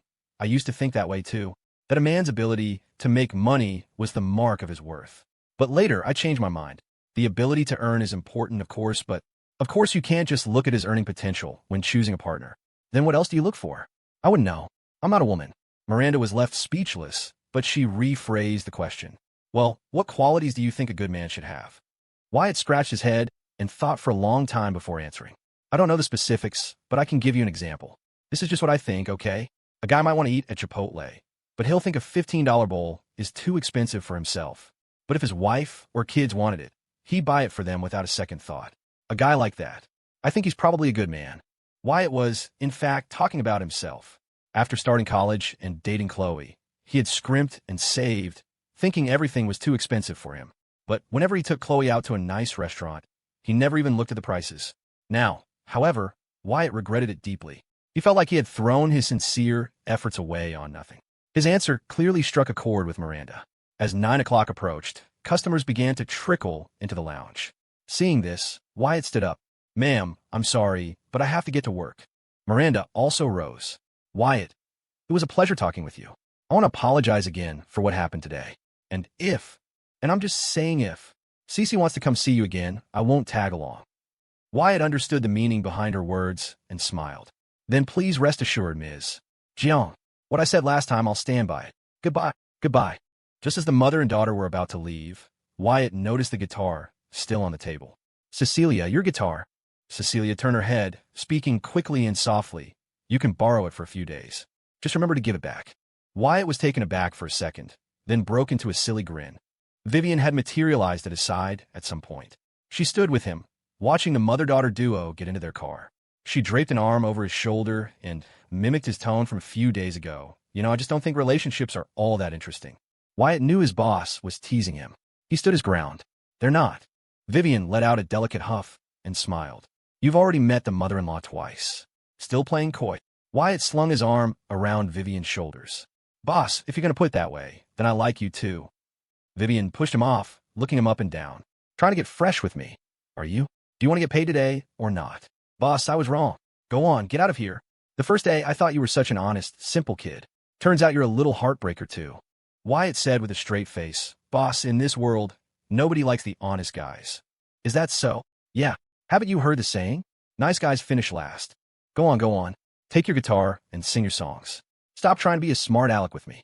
Wyatt snapped to attention and gave Vivian a sharp salute. Yes, ma'am. Watching Wyatt walk off with the guitar, Vivian couldn't hold back a smile.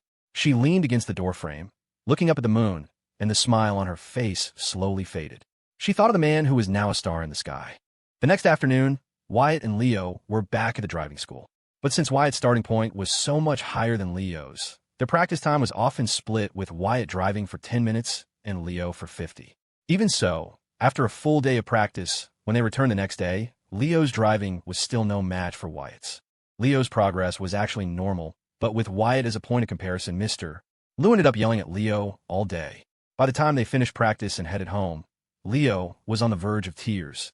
Wyatt, I swear to God, I am never doing anything at the same time as you ever again. You bastard. Now you're the one feeling wronged? That old goat, mister. Lou saw that I could drive, so he just wanted to chill in the shade and made me teach you how to reverse park. Damn it, this is the first time I've felt like I'm not getting my money's worth. When I get my license, the first thing I'm going to do is treat old man Lou to dinner. And when all the food is on the table, I'm going to sneak out and stick him with the bill. Now, that's the spirit. Why? What? So what does your girlfriend look like, anyway? She's like, seriously, wow. Of course. Wyatt wasn't about to give Leo any more details. He was just enjoying a little bragging for now. If Cecilia found out about this, she'd probably block and delete him on the spot. After resting at home for about an hour, Wyatt was on his way to the lounge when he ran into his dad, who was just getting off work. Wyatt, make sure you get up early tomorrow morning. Wyatt was confused. Dad, what's up? The SAT scores are released tomorrow morning. How could you forget something like that? After the exams were over, Wyatt really hadn't given it a second thought. He grinned. Don't worry, Dad. Everything is under control. With that, Wyatt took off running. His father, David, was left standing there, not knowing whether to laugh or cry. He remembered how his son had been a nervous wreck before every practice test. How could he be so calm the day before the real scores came out? Could it be? Did the kid really score well enough for a top-tier university? If so, the family ancestors must be smiling down on them. It was still early when he got to the lounge. After a quick cleanup with Emily, Wyatt leaned against the counter and sent a message to Leo. Wyatt, yo, scores are out tomorrow. Decided on a university yet? Leo, crap, can you not mention that? I get nervous just thinking about it. Wyatt, what's there to be nervous about? Didn't I tell you you'd score high enough for a state school? Leo, don't bullshit me. Where are you planning to go? Wyatt, NYC. Leo, that's kind of far, huh? Wyatt, you should come with me. In the original timeline, Leo had ended up going to university in the state capital. It was there that he met his future wife. To prevent Leo from repeating that disaster, Wyatt wanted him to come to New York. That way, Leo would never meet the woman who cheated on him, and Wyatt would have essentially pulled him from the fire. Leo, let's just wait for the scores to come out first. Wyatt, all right. Wyatt couldn't remember Leo's exact score, only that it was a little higher than his own. While Wyatt and Leo were chatting, their high school group chat was buzzing with excitement. The students were all speculating about how many from their class would get into a four-year university. Based on past years, in a standard class like Wyatt's, the number of students who made the cut for a bachelor's program was usually less than 10.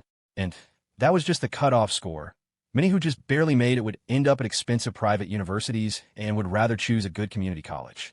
Kevin, Chloe, Leo, and Brad probably have the best shot at a university, right? Their grades were always pretty stable. Leo said Wyatt did pretty well this year too. He's a one-trick pony. No matter how well he does, he can't pass English. Exactly. Leo, having just finished a chat with Wyatt, jumped into the group. Most of the English test is multiple choice. It's a 1 in 4 chance. What if he guessed all of them right? Steve chimed in directly. There's not that many what-ifs. If Wyatt gets into a university, I'll eat my hat. Gary, who had badmouthed Wyatt at the karaoke night, also appeared. Haha, only my shorts. Wyatt glanced at the group messages and just thought they were being childish. He closed the app and opened his texts, tapping out a message to Cecilia. Wyatt, scores are out tomorrow. Made a final decision on your university? Cecilia, Juilliard. Wyatt, a music conservatory? You're going to an art school? Cecilia, I've always been a music student. Wyatt, that explains it. Cecilia, don't break the guitar. Wyatt, don't worry. I'm treating it like a precious treasure. I even sleep with it. Cecilia, disgusting. Wyatt, I'm not holding you. What's so disgusting about it? Cecilia, shut up. Cecilia, that song you wrote, can you send me the lyrics and the music? Wyatt, you want to sing it? A full minute passed without a reply from Cecilia. Wyatt joked, how about I sell you the rights to the song? It'll be yours forever. Cecilia, okay. How much do you want?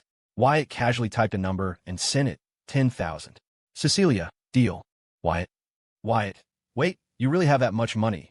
Wyatt, what if I had said 50,000? Cecilia, not expensive. Wyatt, I regret this. Can we renegotiate? Cecilia, no. We just made a deal. Send me the lyrics and music, and I'll transfer the money to your bank account. Wyatt, why do I get the feeling I'm being scammed?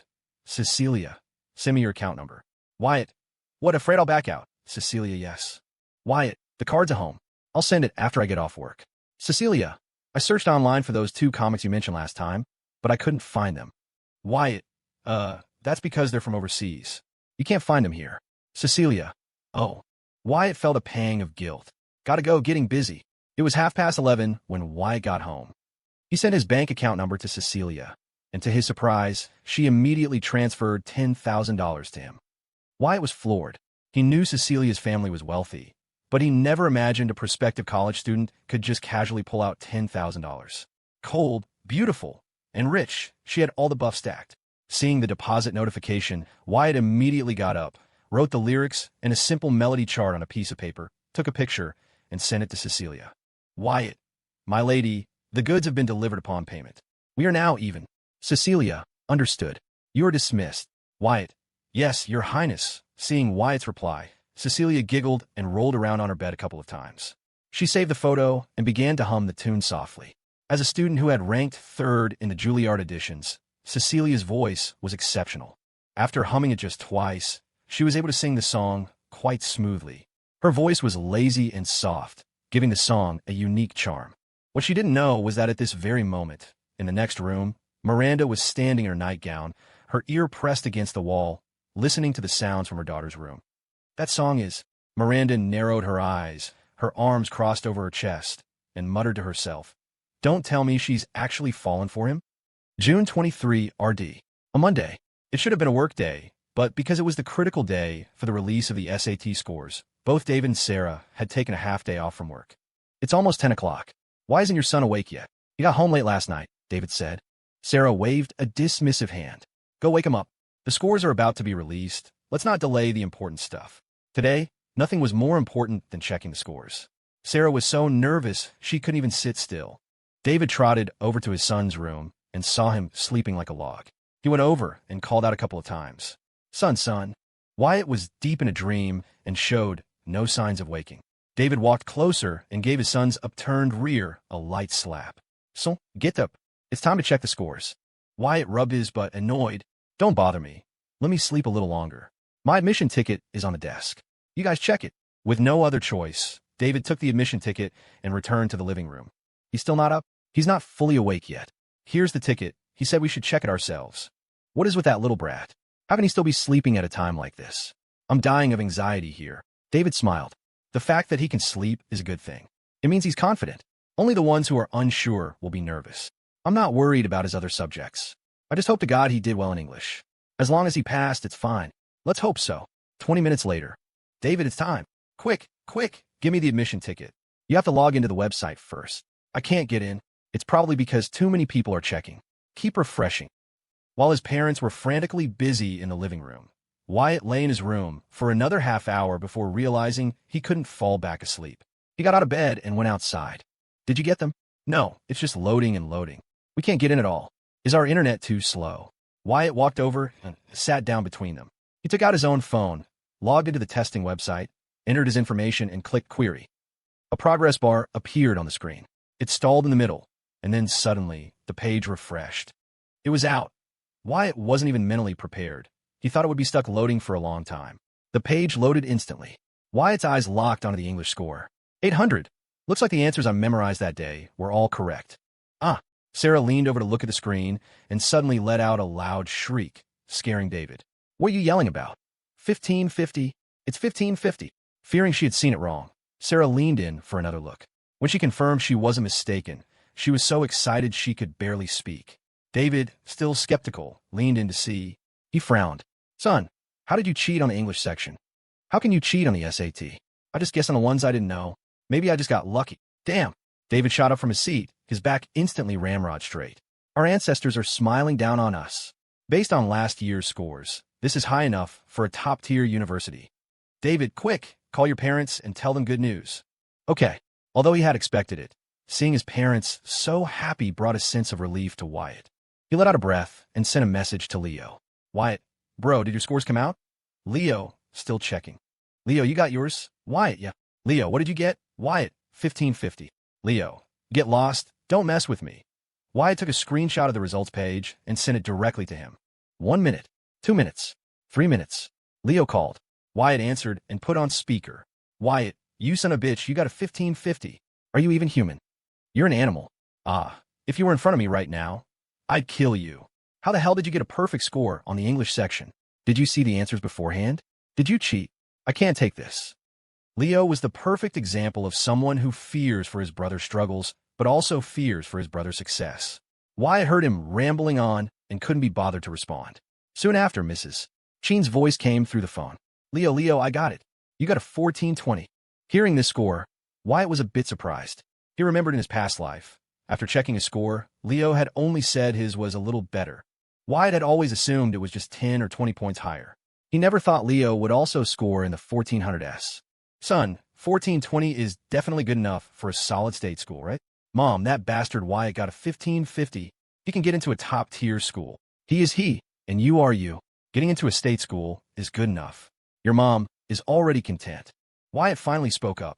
Bro, we still on for driving practice this afternoon? I'll come find you. Leo, I don't want to see you right now. Wyatt, then screw you. Wyatt hung up. Just as Leo was about to call back, his homeroom teacher called to ask about his score. Leo's grades had always been stable in class, and he was one of the students with a good chance of getting into a four-year university. The teacher was eager to know if he'd made it. A higher number of acceptances could mean a bigger bonus for him. Hello, Mr. Davison. Leo, did you check your score? I did. Leo's voice was a bit dejected. The teacher thought he hadn't done well and was about to console him and suggest a gap year. I got a 1420. The teacher's tone immediately brightened. He laughed. A 1420 can get you into a good public university. That's great. So far, you have the best score in our class, besides Kevin. Leo said resentfully, Sir, do you know what Wyatt scored? The teacher said his 3 practice tests were all lower than yours. I estimate he's somewhere between 1250 and 1350. Getting into a state school would be a long shot for him. Leo replied, We just got off the phone. He got a 1550. What? The teacher was so shocked his face contorted. It's true. He even sent me the screenshot. What did he get on the English section? A perfect 800. He said he guessed on the ones he didn't know and got them all right. Good heavens. His ancestors must have really been smiling down on him. The teacher was incredibly excited. I'm going to call and confirm right now. The SAT was different from school exam. If a student suddenly got a great score on a school test, teachers would suspect cheating. But the SAT was different. If you could cheat your way to a great score, that was a skill in itself. The SAT only cared about the final result. No one cared how you got there. In the high school group chat, Kevin, just got a call from the teacher. I got a 1430, highest in the class so far. This year's cutoff for state schools is around 1300. Anyone else make it? Brad, 1380. Chloe, 1400. Kevin, is that it? Leo, what did you get? Leo, 1420.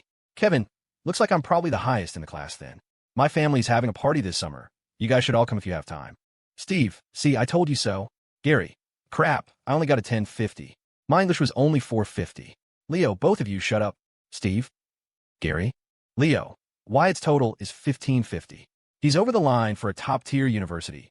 Leo knew that few people would believe him, so he took the screenshot Wyatt had sent, blacked out the sensitive information, and posted it directly into the group chat. Wyatt, having just hung up with his teacher, saw that Leo had already exposed his score and was furious. You son of a bitch. Did I ask you to show off for me? When the class saw Wyatt's SAT score, the group chat fell into a dead silence. If Leo hadn't posted the screenshot, no one would have believed Wyatt could score a 1550. True, Wyatt's other subjects were decent, but his English had always been at the bottom of the class. How did he manage a perfect score this time? While many suspected he might have cheated, what did it matter? After the SATs, people only ask about your score, not how you got it. Among all the students in the class, the most shocked wasn't Leo, Kevin, Steve, or Gary. It was Chloe. Chloe never dreamed that Wyatt would score high enough for a top-tier university. The SAT was a dividing line. Top-tier, state schools, community colleges, it was like a pyramid. The better you scored, the higher your status, and the greater your future opportunities. Lately, Chloe hadn't reached out to Wyatt because she thought Jenna was right. Once she got to college, she would meet more outstanding guys. She figured cutting ties with Wyatt was no big deal. It just meant losing someone who provided emotional support and paid for things. But now, seeing Wyatt's total score, a wave of regret washed over her. She had assumed that once the scores came out, the gap between her and Wyatt would widen, with her being on top. She never, ever imagined that Wyatt would do better than her, and not just by a little bit. With her score, the best she could hope for was an average public university. And Wyatt? He could now get into a top-tier institution. The sudden reversal was something Chloe couldn't accept. To put it another way, she couldn't accept that Wyatt, after leaving her, would be better off than her. David and Sarah were on the phone from 10:30 in the morning until noon, non-stop, informing every relative, colleague, and friend they had. Wyatt turned out to be the calmest one in the house. It was at lunchtime that he casually remarked, "Mom, isn't it about time you made good on your promise?" "What did I promise you?" "Money. You said if I got into a top-tier university, you'd give me money." Sarah shot Wyatt a look, then said to David, "Look at your son. He's just like you, obsessed with money." David was in high spirits today. Wyatt's score had brought him a lot of pride. He laughed generously. "Hey, a promise is a promise. I'll make the decision for your mother. We'll give you $5,000 for a new computer and phone. You'll need them for college anyway.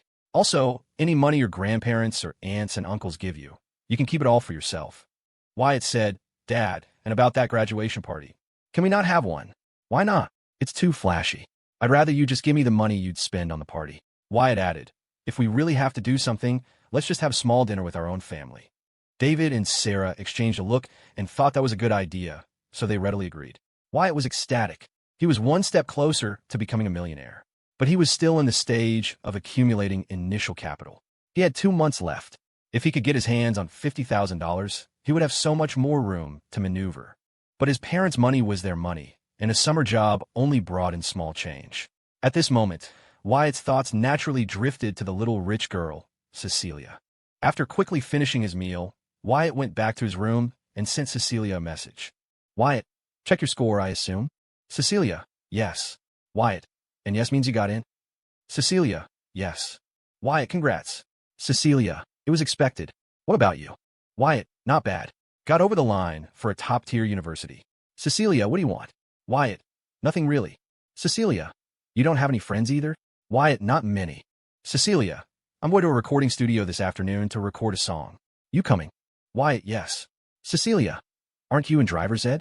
Wyatt, "Going there just like working for free anyway. What time are we leaving?"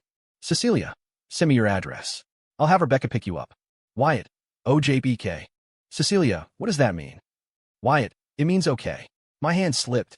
Cecilia, "Oh, yo, Leo, spit it out. I'm not going to practice driving this afternoon." "Why?" "My girlfriend suddenly asked me out." "What was that?" I said my girlfriend asked me out. I have a date this afternoon. "You're an animal. What is your problem? Just because I'm a little handsomer, a little taller, got a better score, and found a girlfriend faster than you. Why do you keep cursing me out today?" Beep, beep, beep. Wide sighed. Kids these days have such low tolerance for stress. Around 3 in the afternoon, Rebecca pulled up to the entrance of the apartment complex with Cecilia in the car. Wyatt was already waiting. He saw the car stop and got right in. It was a Lexus minivan with 3 rows of seats. Rebecca was driving, Cecilia was in the second row, and Wyatt sat down next to her. "Don't tell me you're going to the studio to record that song I gave you," Cecilia replied coldly. "Why else would I have bought it?" Wyatt, "Are you going to post it online after you record it?" Cecilia, "I haven't decided yet." Wyatt chuckled. "Then what's the point of all this trouble?" Cecilia, "Because I want to." Wyatt, "Wait a minute. If you post the song online and it blows up, are you going to give me a cut?" Cecilia, "No." Wyatt, "Why not?" "I wrote the song." Cecilia, I already bought it outright. Wyatt, you're ruthless. To Rebecca, their daily banter already sounded like the playful bickering of a couple. She didn't know what had happened in the past few days, but she felt that the relationship between Wyatt and Cecilia was no longer that of ordinary friends. The car finally stopped in front of a professional recording studio. Cecilia seemed to have been here before, as she walked in with practiced ease, Wyatt following closely behind. Once in the recording booth, Cecilia began to sing "If One Day I Become Rich" as if no one else was there. The lyrics were quite whimsical. Hearing the usually frosty Cecilia sing this song made her seem oddly cute. Wyatt sat outside, wearing headphones, one hand propping up his cheek, the other tapping out the rhythm. As he listened, a fond, doting smile spread across his face. Cecilia was a perfectionist. If even one line of the song wasn't sung perfectly, she would start over. And so, she sang it again and again in the recording booth. Wyatt, enjoying the air conditioning and the music, didn't feel bored at all. Time just slowly slipped away. As evening fell, with the recorded audio file copied to a flash drive, Cecilia and Wyatt finally emerged from the studio. Wyatt glanced at the time. There's no time to go home. Looks like I'll have to grab a bite out. Cecilia hesitated for a moment, then asked, "Want to get some Korean barbecue?" "Too greasy. How about hot pot?" "You know, eating too much hot pot isn't good either. It's too spicy, bad for your skin, you can get pimples, and also..." Cecilia seemed to guess what Wyatt was thinking and cut him off. "My treat." Wyatt quickly changed his tune. "But then again, eating it once in a while is no problem. Cece, don't get me wrong, I'm not a freeloader, I swear. You treat me this time, and I'll definitely treat you next time." "What did you just call me?" So. Cecilia lifted her foot and stomped hard on Wyatt's. He instantly yelped in pain. Cecilia looked on with a hint of schadenfreude. "Who gave you permission to call me that? Are you crazy? Your mom calls you that, doesn't she?" Cecilia was wearing a pair of black leather shoes with a solid 1-inch heel. They were heavy, and when she stomped down, Wyatt's eyes practically watered with pain. Cecilia turned away, refusing to look at him. "My mom is my mom, and you are you. You are not allowed to call me that without my permission." Wyatt slumped onto a stone bollard on the curb, taking a moment to recover from the throbbing pain. Seeing that Wyatt had gone silent, Cecilia stole a few glances back at him. When she saw his face contorted in pain, she realized she might have stomped a little too hard. Can you still walk?" "No, fine, you can't walk. You don't have to yell." Just as Wyatt was about to retort, an old man leaning on a cane walked between them. He looked at Wyatt, then at Cecilia, and began to mediate in a grandfatherly tone. Don't fight. It's normal for young couples to argue. Don't let it hurt your feelings." The old man went on, completely oblivious to the fact that Cecilia's face was now beet red. Wyatt, for his part, remained deliberately silent. It wasn't until Rebecca pulled the car up to the curb that Cecilia finally made a dash for it and jumped inside. Just as Wyatt was about to get up and follow, Rebecca drove away. Hey, I'm not in the car yet." Rebecca glanced in the rearview mirror, saw Cecilia's flushed face, and then saw Wyatt chasing the car for a short distance before stopping, hands on his knees, panting heavily. She finally couldn't help but ask, "Cece, are we really just leaving him?" "Leave him?" Rebecca had no choice but to keep driving. Wyatt watched the car disappear into the distance, then started hobbling forward. After a few minutes, he pulled out his phone, wondering if he should message his boss to say he'd be late. He decided against it. He could probably grab a slice of pizza on the way and then take a cab to the lounge and still make it on time. He pocketed his phone, walked a few more yards, and found another place to sit down. He took off his shoe and pulled off his sock. Looking down, he saw that the nail on his big toe was already turning purple.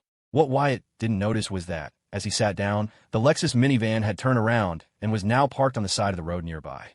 Cecilia rolled down the window and saw Wyatt sitting on the curb. She froze. A wave of regret washed over her for stomping on his foot out of anger. She knew, deep down, that it was her own sensitivity that was to blame. After a 2-minute debate in the car, Cecilia got out and walked over to Wyatt. It was only then that she saw the bruise on his foot. The guilt in her heart intensified. "I'm sorry." It was the first time Cecilia had ever said those words to anyone. Wyatt slowly looked up, and Cecilia's delicate face came into view. All the anger that had been simmering inside him instantly vanished. They just stared at each other. After a long moment, Wyatt finally spoke. "So, are you still treating me to hot pot?" Cecilia was taken aback. She turned away, slightly embarrassed, and tucked a strand of hair behind her ear as she nodded. "Yes." In the golden light of the setting sun, Cecilia's profile seemed flawless, and the tips of her ears turned a bright, rosy pink.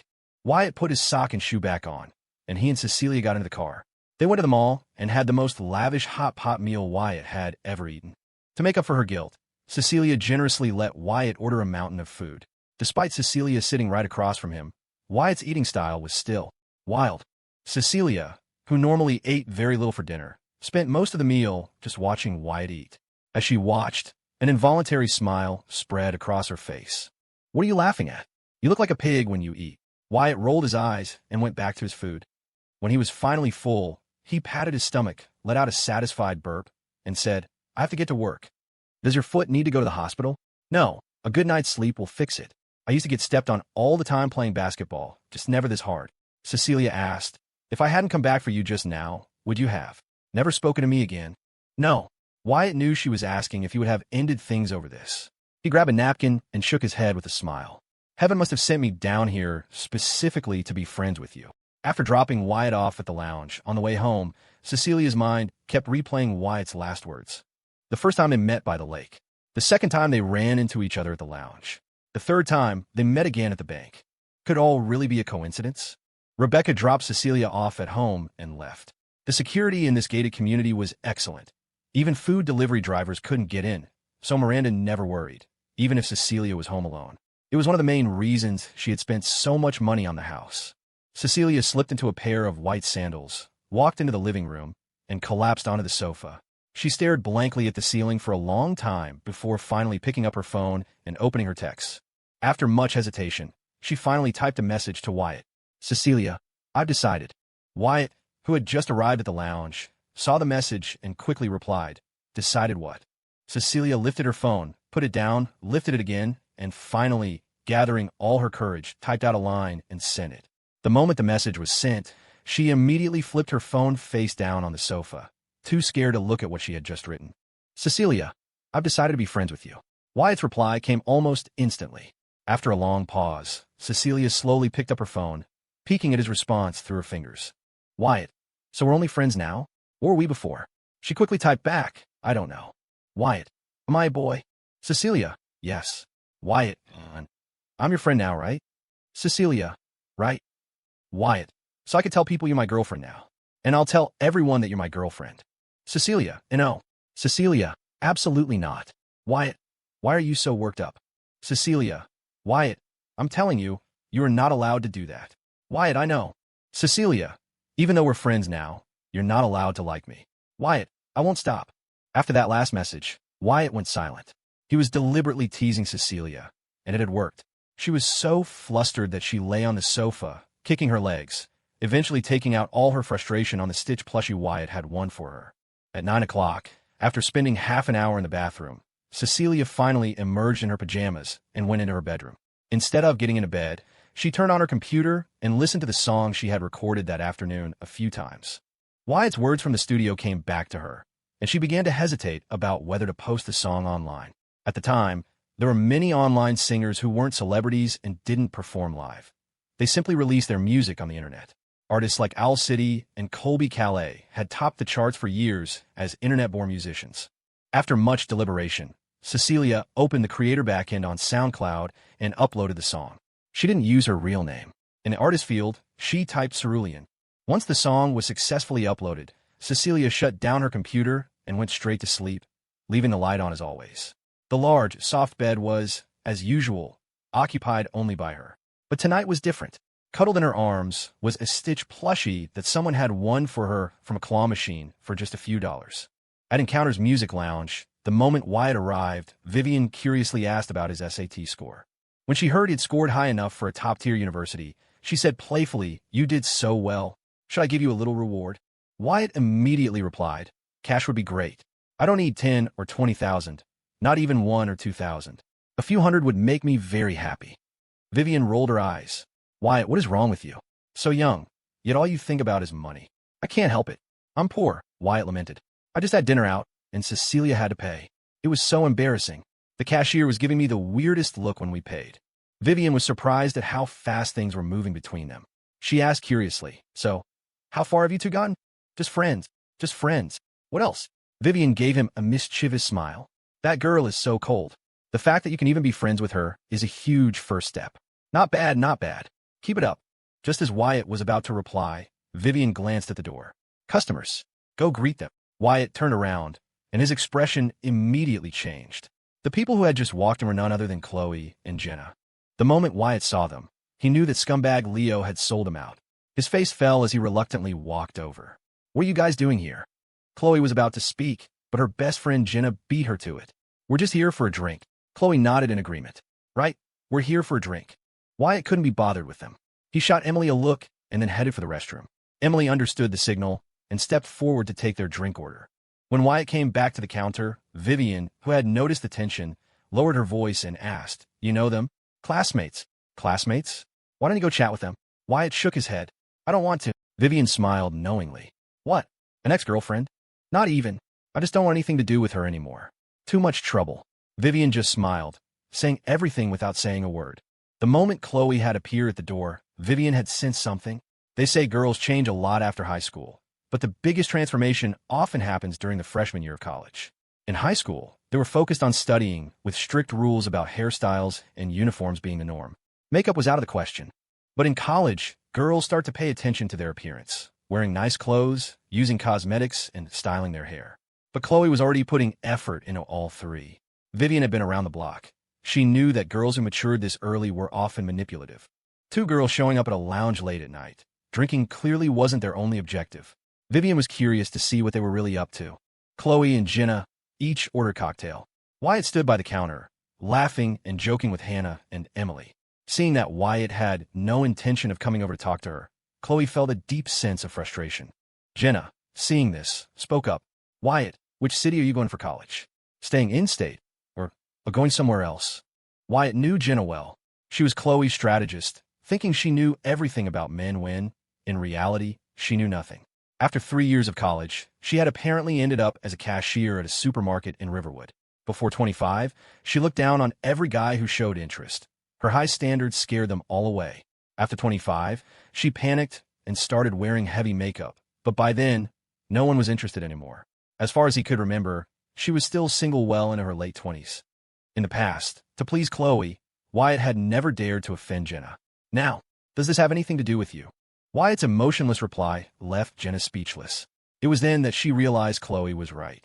The Wyatt of today was not the same person as before. How can you talk like that? We're still classmates. Jenna's voice lacked conviction. Wyatt just sneered, not bothering to reply. Chloe finally couldn't take it anymore. She turned around and asked, Wyatt, you told me before that you would go to the same city as me for college. Have you forgotten? I have. Why are you being like this? Is there some kind of misunderstanding between us? Looking at Chloe's pitiful act, Wyatt felt no sympathy, only annoyance. He decided it was time to put an end to this. There's no misunderstanding, he said directly. I already have a girlfriend. Please stay away from me. I don't want her to get the wrong idea. You have a girlfriend? Chloe repeated blankly. Jenna immediately interjected. Wyatt, who are you kidding? We just graduated. Where would you have found the time to get a girlfriend? Chloe also said, I don't believe you. Believe what you want. Wyatt, you're such a jerk. Jenna stood up indignantly. Chloe, let's go. Let's not bother with him anymore. He's a psycho. So what if he got into a top-tier university? What's there to be so arrogant about? Wait. Wyatt's sharp command stopped them in their tracks. He pointed to the two cocktails on their table. You haven't paid yet. Hearing this, Chloe and Jenna's expressions changed. One of disbelief, the other of panic. With red-rimmed eyes, Chloe walked to the counter, paid the bill, and said to Wyatt, Wyatt, don't you regret this? Don't worry, he replied. I never will. Not long after leaving the lounge, Chloe burst into tears. She had spent a long time mentally preparing herself to go see Wyatt tonight. In the past, it had always been Wyatt who approached her. Tonight was the first time she had ever taken the initiative. The fact that she had already compromised on this shift in status, combined with Wyatt's cold attitude, was something she couldn't accept. Jenna gently patted Chloe's back, comforting her. Chloe, don't be like this. You never planned on dating him anyway, right? Chloe said, I only said I wasn't going to date in high school. I never said I wouldn't in college. You really like him? Chloe sniffled, her voice full of grievance. I just feel like suddenly having someone gone from my life makes me feel so insecure. Jenna smiled. It's fine. Once you get to college, it'll be better. There are plenty of guys at college who are way more handsome than Wyatt. I'm sure a lot of them will be chasing after you. Do you think what Wyatt said is true? What part? that he has a girlfriend. It's definitely fake. We just graduated a couple of weeks ago, and he's been working this whole time. Where would he find the time to get a girlfriend? Chloe said, I want to be sure. Jenna thought for a moment. Then why don't you ask Leo? He's so close with Wyatt, he would definitely know. Chloe nodded and took out her phone to message Leo. Rose_Maiden. You there? Lonely with Leo. Playing League. What's up? Game's about to start. Rose_Maiden. Did Wyatt get a new girlfriend? Lonely with Leo. You saw her? Rose_Maiden. So it's true? Lonely_Leo. Seems like it. Wyatt told me about it a few days ago. After seeing the reply, Chloe didn't message back. Jenna read the chat history over her shoulder and smiled. It's fine. His girlfriend is definitely not as pretty as you. When you find a boyfriend who's better than him in every way, Wyatt will regret this for the rest of his life. Chloe didn't respond, her expression vacant as she stared off into the distance, lost in thought. The moment the two girls left, Vivian draped a hand, its nails freshly manicured that afternoon, onto Wyatt's shoulder. She asked with a sly smile, All right, spill. What's the situation? It's a long story. It's fine. The night is young. You can tell me slowly. Wyatt looked Vivian up and down, his gaze scanning from her face down her chest before quickly looking up again. Boss, why are you so nosy? Vivian gently smacked his back. Cut the crap and talk, or I'm docking your pay. That girl, I chased her all through high school. Then I found out she was just stringing me along, keeping me as a backup. So after graduation, I stopped. It's that simple. Vivian said, So she came to find you because you scored well? Probably. But I think she's just used to having a lapdog around. Now that no one's fawning over her, she feels like she's lost face. Good for you. You could just decide not to like someone and stick to it. That takes guts. Wyatt smiled. A wise man avoids the drama. Then what's the deal with you and Cecilia? Friends. You know friends? I actually think you two are a good match. Wyatt threw an arm around Vivian and asked shamelessly, Hannah, Emily, what you guys think? Do the boss and I make a good couple? You're dead. How dare you joke about me? Vivian pinched Wyatt's side. He feigned a cry of pain and quickly slipped away. Home, the driving school, the lounge. Life on this 3-point circuit continued until the end of the month. This morning, Wyatt arrived at Leo's house early. Today was the day they had to submit their college choices. Wyatt had long since decided on Fordham's Gabelli School of Business. Leo had been agonizing over his choice for days. If he stayed in state, his score could get him into a decent university. But if he went to New York, where the score requirements were higher, he might only get into a lower-tier school. Wyatt, why do you want to go to New York so badly? Wyatt answered without hesitation. New York is a top-tier city in the country. There are more opportunities for development. If I go to school in the state capital, even after I graduate, I'll probably still end up working out of state anyway. Leo had no plan for his future. It wasn't just him. Many of his peers were the same. They didn't realize that their choice of university and major could very well determine the course of their entire lives. Wyatt, recommend a university for me. Wyatt said, How about the New York Institute of Technology? He recommended this school because he knew that in 2 years, it would change its name to New York Tech University, a significant upgrade. Seeing that Leo was still hesitant, Wyatt added, Why don't you ask your parents? Leo said, They don't understand any of this. They told me to just decide for myself. Wyatt clapped Leo on the shoulder. Then just listen to me. Stick with me. You won't go wrong. All right, I'll listen to you. If I can't find a job, I'll just start preparing for the civil service exams in my junior or senior year. With a few clicks, they submitted their choices. After settling their college applications in the morning, they went to the DMV in the afternoon and both passed their learner's permit written exam. It was no problem for Wyatt, and Leo, having crammed for days with a brain still fresh from the SATs, passed easily as well. After the test, they went their separate ways. When Wyatt pushed open the door to his house, he found a guest inside. Aunt Carol, the woman sitting on the sofa, chatting and laughing with his mother, was Sarah's sister, Carol. She was 36 and worked as a nurse at a public hospital downtown. Seeing Wyatt return, Carol smiled. Wyatt's back. Wyatt, a little girl sitting next to Carol on the sofa, jumped up and ran towards him. This was Wyatt's younger cousin, Lily, who was about to start middle school. Wyatt had stayed at his grandmother's house for a while when she was in elementary school, so he had practically watched her grow up. Lily, you've gotten so tall. Lily, who had been cheerful a moment ago, immediately put her hands on her hips and pouted at his words. She was only 4'11" and barely reached his chest. Watching Lily, in her denim overalls, looking all puffed up, Wyatt reached out and roughly tousled her hair. What's wrong? Not happy. Lily immediately tattled. Mom, look at Wyatt. Carol laughed. He's just teasing you. You mean it, Wyatt. If you touch my head again, I won't grow any taller. Lily huffed, and turn away. Wyatt went to join the adults. After they had chatted for a while, Carol got ready to leave, but not before stuffing a red envelope of cash into Wyatt's hand. Wyatt accepted it without any pretense of refusal. He needed the money. Wyatt, I swear, you're getting more shameless by the day.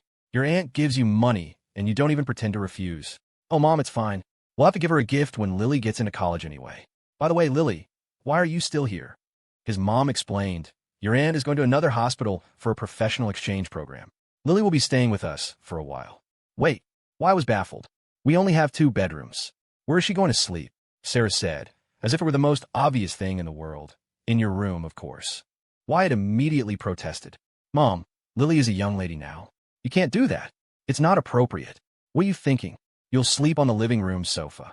WTF?